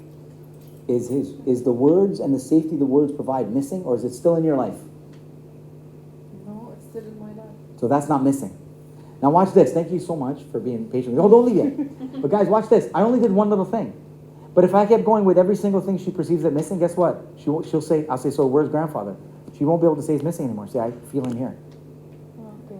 See the idea? This works every single time. When I coach people on this, I actually say, don't pay until we're done, because I guarantee the result. And I also guarantee the result in under 4 hours. This was invented by Dr. John DeMartini. It's the best method for bereavement ever to come to earth. Bereavement normally takes 4 months to 40 years. It can be done in under 4 hours. Well done. Thank you. But you can see right now, words, no, they're not missing. And then imagine hugs. Who started hugging you more after he died? Just hugging you more. My dad. Before, when your grandfather was around, was your dad hugging you as much? Maybe my grandpa was Was your father hugging you more when your grandfather was around or after he died? after he died. See, I was confirming the question. Because you never want the client to think you're putting words in their mouth. So can you see hugs increased in frequency when grandfather died? So people don't die. What they do is they pass on responsibility to the next generation. I always say when my dad died, he made a deal with God. Because my dad's dying dream was for me, my brother, and my sister to live in the UAE together. Not me to be in Canada or me to be in Texas, my brother to be in Canada, my sister to be in Emirates, but all of us to be living together just an hour drive away. And when he died, my brother was here, planning on moving here, and I had a clinic. I sold everything in 60 days, came here with no money, no job offer, no license to practice, and I made my dad's dream come true. There's no death. Death is the longest, I wish I use another word after this first word, but it's the longest living lie. There is no death. And once you believe that, you stop living in fear of losing people and losing things. You'll never lose grandpa. He's always there. Every time your husband says words of security now, you should think of him. You probably naturally will. And you're like, there's my grandpa. There he is, kicking again. There he is again. There he is again. Isn't that a more empowered way to think? That's how you use your mind for you instead of against you. Because I got tons of patients who come to my clinic because of guilt. I didn't say I love you to my dad before he died. Professor, 65-year-old man. I said, where were you when your father died? I was in the University of England. And you were studying in England. And what did you think your dad wanted? It's like, I should have been beside my dad when he was in his dying years. And you think your dad would have been fulfilled knowing his son, who's studying to be a doctor, sitting next to him instead of studying. Is that what you think your dad would have wanted? And he's like, no. So what are you beating yourself up over, man? I think your dad loves you just the way you are. And I think if your dad really wanted you, he would have called and said, son, come. But your dad couldn't do it because although he wanted to be with you, his job is to watch you evolve as a person. And when he breaks down and says, you're right, and I say, talk to your dad right now. He doesn't be alive to talk to him. Talk to him. What would you say to him now? Dad, I was studying in England, but I love you so much, Dad. I love you so much, Dad. I love you so much. And that's when he heals. I just changed the order around, right? Let's end it with, attitude. So it's about attitude, right? What's the benefit? What's the B? That's all I want you to ask. Okay, guys? What's the benefit? Remember how to breathe from your diaphragm, from the belly button, not from your chest. Practice on your back. Correct posture. Remember to chin tuck. Keep the chin neutral when you're using your phone, when you're watching TV, when you're on the laptop. Remember when you're sitting, butt all the way back. Derriere in the chair. Or 135. Cross. Don't do it if you're looking for a promotion when the boss comes in. Go to 90 real quick. Eat when you're hungry. Don't eat when you're not. Trust me, you'll be shaving 500 calories a day easily. And now you guys will look completely different. Those of you that are holding on to some memories. You'll be a little lighter next time. And this baby right here. Sign up for something you love doing. Do it for business. If you're a businesswoman, go do talks where you're going to network and socialize with people. I'm going to go socialize with the gym and meet contacts to help you with my business. Let that be the reason why you go. Before I go into 3 laws of inspiration, are there any of you guys that would be interested in learning more about what we talked about today? Please raise your hands high so I can see them. Workshops, I do them 3 times a month. The next ones are this weekend, Friday, Saturday, Sunday. Friday is power thinking, 7 hours on find your purpose, turn obstacle into opportunity. Saturday is called the psychology of speaking. It's to help you make the stage your home, make your audience feel at home when you're speaking, and never lose your confidence when you're on stage, because many of you can speak effectively to one-on-one, many of you can speak effectively to groups, but throw one person in the audience who has more superiority, authority, influence, or experience, and you can't speak. That is the number one, I think, the most underappreciated skill in the speaking world. And that's what's going to get you the deal. Because you're going to meet with guys that are CEOs and higher level people. You want to consistently meet people who are at levels higher than you. But if you're intimidated being with them, they sense it, and they think, why are they nervous? What are they selling? What's wrong with them? What are they covering up? Because you'll be speaking from the head, not from the heart. That's what the psychology of speaking helps you do. But it also helps you uncover your message, assemble your message, and helps you understand how to share your message effectively. Because we know how to speak one-to-one, but we break the rules when we start speaking to groups. We start thinking we're better than our audience when we speak, or we get nervous because we think we don't have enough right to be on stage. We don't own the stage. Sunday, which you guys would be happy to know, is Etology, 6 to 9 p.m. Okay? You guys are every single one of you, and I went over what I promised, what I would give you guys. I'm giving you guys a 50% discount. It's nothing. I would jump all over this opportunity. I'm talking like 400 dirhams for a regular seat. It's nothing. That's just for power thinking, psychology speaking. Etology is like in the hundreds, right, Rasha? 100 something. It's nothing. Rasha will help you sign up. We got a credit card machine. You guys can pay later. You can't come this time. You want to come in June? We're going to give you a discount code. You can apply it then. Invest in yourself. There's only 2 things people can't take away from you, guys. 2 things people can never take away from you. They can take grandfathers away from you. You can see that, right? In physical, they can take it away from you. But the 2 things they can't take away, love for a grandfather and wisdom to know he's not gone. The only 2 things people can't take away from you are your love that you have for your job and your life and yourself. No one will ever take that away from you. And your wisdom. So invest in those 2 things. And when it comes to personal development, I always say, don't spend all your money on it. It's stupid. I got people that are like in debt because they keep spending all this money in personal development. Take a percentage of your money and save it. And never touch it. Ever. This is thank you to the universe, to God, to Allah for being on the planet. It's rent for taking up room on the planet and breathing diaphragmatically. And never spend that money. Because what that'll do, it'll put meat and fat on your butt. That way you don't fall on your bones. It puts money in your pocket so you don't attract the tragedy. You don't need to be woken up to save. Also spend a percentage on your money on yourself. Whether it's going to the gym or something we learned here today. Alrighty? Laws of inspiration. I'm going to zip through these babies. First law of inspiration. You want to be an inspired person? You want to get out of hospitals and out of clinics? Do what you love. And I heard you, Lillian, I heard you say something to your people today about ask your mentor for, hey, I want to do more of this. Ask for help, right? You know what I'm asking you to do? Here's what I want you to do. I want you to go to your boss and say, you know what? This event that I organized, I really love doing it. If there's anything related to this that I could do more of, please, I'd love to do that. They will tell when you love it. When you say to your friend, you got to see this movie, they can tell that you love it. Your face comes alive. Watch this. Everyone look back here. What are your favorite pair of shoes? Look at her face. Keep looking. Look at her face. See? She's not going to do this. Your. Any other stupid questions? She won't.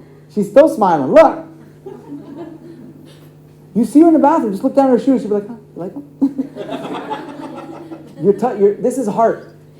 This is heart. If I shift the topic to something else like sports cars or, I don't know, politics, she might start falling asleep. Ask, do what you love and love what you do. This is the longest quote in the world. Do what you love and love what you do, and you will magnetically attract the people, places, and things and ideas and events necessary to fulfill your purpose in life, and you will feel your true worth. Do what you love.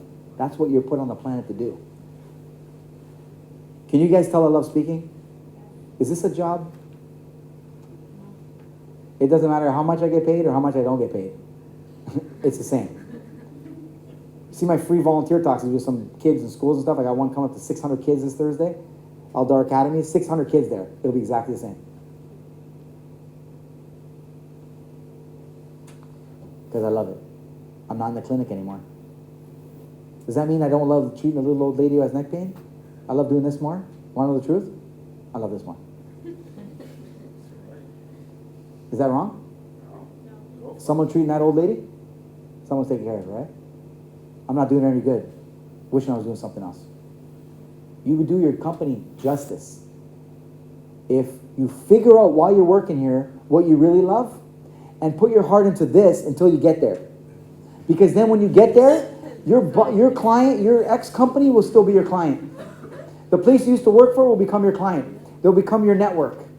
They'll realize that whatever you do, you put your heart into it, because the second law of inspiration is to love what you do. Because you could be doing what you love. You can thank my wife for that picture. I didn't even see it. Thanks, honey. Great job. So here's the deal. Yeah. So you're doing but your chin's pretty good. Yeah, that's right. Pretty neutral here. So even if you're doing what you love to do, would you agree that there's going to be parts of the job you don't love? You know what you got to do with those parts? Dump them. If you can. I have to do the x-ray and I have to explain the x-ray to the little old lady. So I can't dump that. I can't tell my secretary to do it. Delegate it. Still can't. If you can, great. If you can't dump or delegate, then do it. Do it and love it. How do you do that?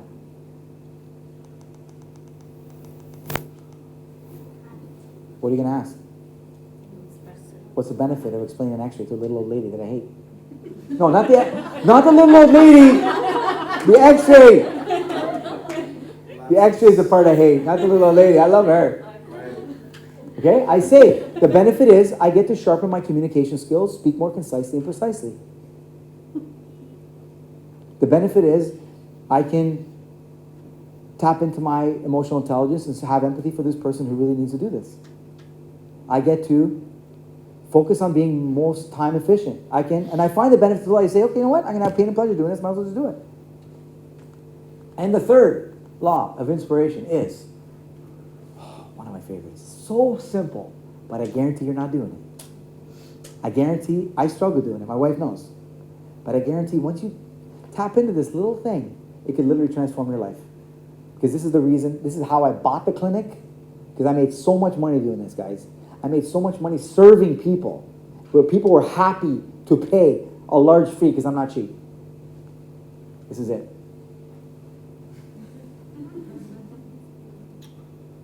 But it's deeper than you think.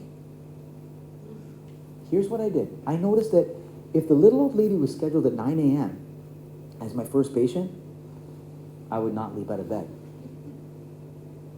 Because I had to do an x-ray and explain the spine to her, and I felt like I was beyond that. I wanted to get deeper to the cause of the vertebrae getting stuck, which is the mind and the lifestyle, the dietary lifestyle, the breathing style, all these different styles. But if there was another little old lady booked at 6 o'clock in the morning to help her with her relationship with her husband, because she's ready to leave him after 50 years, I would leap out of bed. Remember what I said? If you can't wake up for it, it's not worth it. Couldn't wake up for this little old lady, but I could wake up for this little lady. So guess what I started doing? I started being sneaky a little bit. I started scheduling my patients that I was working on lifestyle with before my clinic even opened. 6, 7, 8, 8:30 my last patient till 9. Then the clinic becomes a chiropractic clinic. I start treating people for spinal problems. I get up with more energy because I'm leaping out of bed. I can't wait to start my day. I treat patients. I have a lunch break. I connect with family. I have another evening session. Then I schedule another little old lady or guy who wants to work on his money or his finance or build his business in the evening. So I'm coaching in the morning and at night. I created what I call an inspiration sandwich. I was sandwiched between inspiration in the morning and at night. I made more money before the clinic even opened. I like to put it this way because I was a chiropractor working on the spine, and vertebrae in Arabic is fakara. It's not a swear word. But I guarantee that if you guys plan your life this way, you schedule what you love first thing in the morning, you'll be fakara invincible. You'll be motherfucker unstoppable. You guys are following me here? Staying within the limits, right? I don't have to keep this professional, you know what I mean? You're following me over there, guys? You see what I mean? This is what your life is for. Your life, if you look at the quote downstairs, is about flapping your wings, not about crawling through life. But you can't fly if you don't understand the principles of flying. And that's what I think you're going to get from today's workshop. If you apply it and really take my words seriously. And you know what? Don't take anything I said for granted. Nothing. I want you to try it yourself, because when I heard do what you love and love what you do, and you will magnetically attract the people, places, things, ideas, and events necessary to fulfill your purpose, life, and diaphragmatically, and you feel your true worth, I tested it, and I left the seminar. Dr. John DeMartini said that in Toronto, Canada, speaking to a room of like 7,000, no, it was in Las Vegas, it was in Toronto, speaking to hundreds and hundreds of chiropractors, not thousands, it was babies, and I left the room. I just heard that one quote right at the beginning of an hour of work. I paid for it, like $1,000 on. I left. Is that true? Do what you love and love what you do to magnetically attract the people, places, and things. Is that money? Do I attract money? Let's see. So I'd wake up in the morning and I'd serve people and they'd pay me. I do my seminars for free and I put a fee on them. They'd pay me more and they'd pay me more and they keep paying me more. And the more they pay me, the more I want to add value. And all of a sudden, I'm doing what every human being wants to do. Every one of you guys wants to do this. The purpose of your heart is to house your purpose, which means you have a purpose in your heart. That's the purpose of your heart beating. So you want to fulfill that purpose. That purpose is a spiritual, angelic, inspired, which means in spirit purpose. Everyone wants to align with the spirituality. That's a spiritual. But the only way to make it financial is to make it social. Right? Because once you can align with your spiritual purpose and make it a service to the world and align with social, then you can do what everyone wants, which is to get paid to do what they love to do. To get paid in money, tangibly, and to get paid intangibly with thank yous. Because then it makes you want to keep doing it, and then you never want to stop. You guys have really, really beautiful ears. You guys are awesome listeners. Questions before we close? It's right. It should be right about 6 o'clock. 6:03. Not bad. Who has the first question on this side? Use me, abuse me while I'm here. We got to give away some winners then. Some winners. Thanks, Ma. These are the extra ones. I got to just add their numbers. I'm going to pick number 17. 11, 12, 13, 14, 15, 16, 17. Devu Jayan. Devu Jayan. That's you. Come on over here. Give me a hug. Not like that. Put your head the other way. Yeah. Okay. My wife said it's safe. Okay? I mean, it's safe with me, but I'm not safe with my wife now. Okay, would you like to come to power thinking, the psychology of speaking, or etology? You know what? Don't worry about it. You just talk to Rasha. You can talk to Rasha, and she'll give you. Okay, Rasha, you know who it is? Number 17. Okay, the second winner is going to be 27, 30, 29, 28, 27. Rula Jandri. Is that you? Guess what? No, if you're not here, you don't get it. Hell no. Is that what you were thinking? That's right. 33. 1, 2, 3. Peter! He left. Okay, he's got to get it. Hold on a second. We'll give an extra one away. Peter can come. Peter can come. Yeah, because Peter... No, it's not. No, it's the same rules If for Rula will everyone. come, then Peter has to come. Oh, okay. Both of them can come. What's the benefit, Russia, of not making money, huh? Can't talk loud and not that's the beat. Okay, so, Speak from the audience. no, she can come. No, listen to me. We're going to still pick 2 more winners. Chill out. Rula can come. Russia, you got to write their names down, sweetheart. Or, can we have a pen? Yeah. Winner is... Rima! Who's Rima? Hey! Woo! And what the hell? What do you want more? Yeah? They got room for lots of seats in this place. The next winner is going to be... Russia, pick a number. Quick.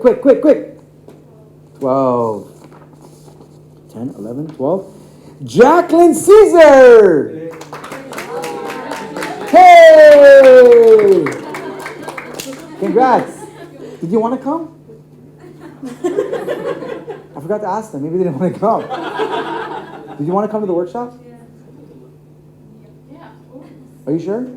You don't have to. I mean, if you don't, you okay? Who else won? Me. Did you want to come? Yeah. You sure? I'm sure. I understand to be nice to me. You can't break my heart, remember? All right. So those are the winners. The rest of you, I got bad news.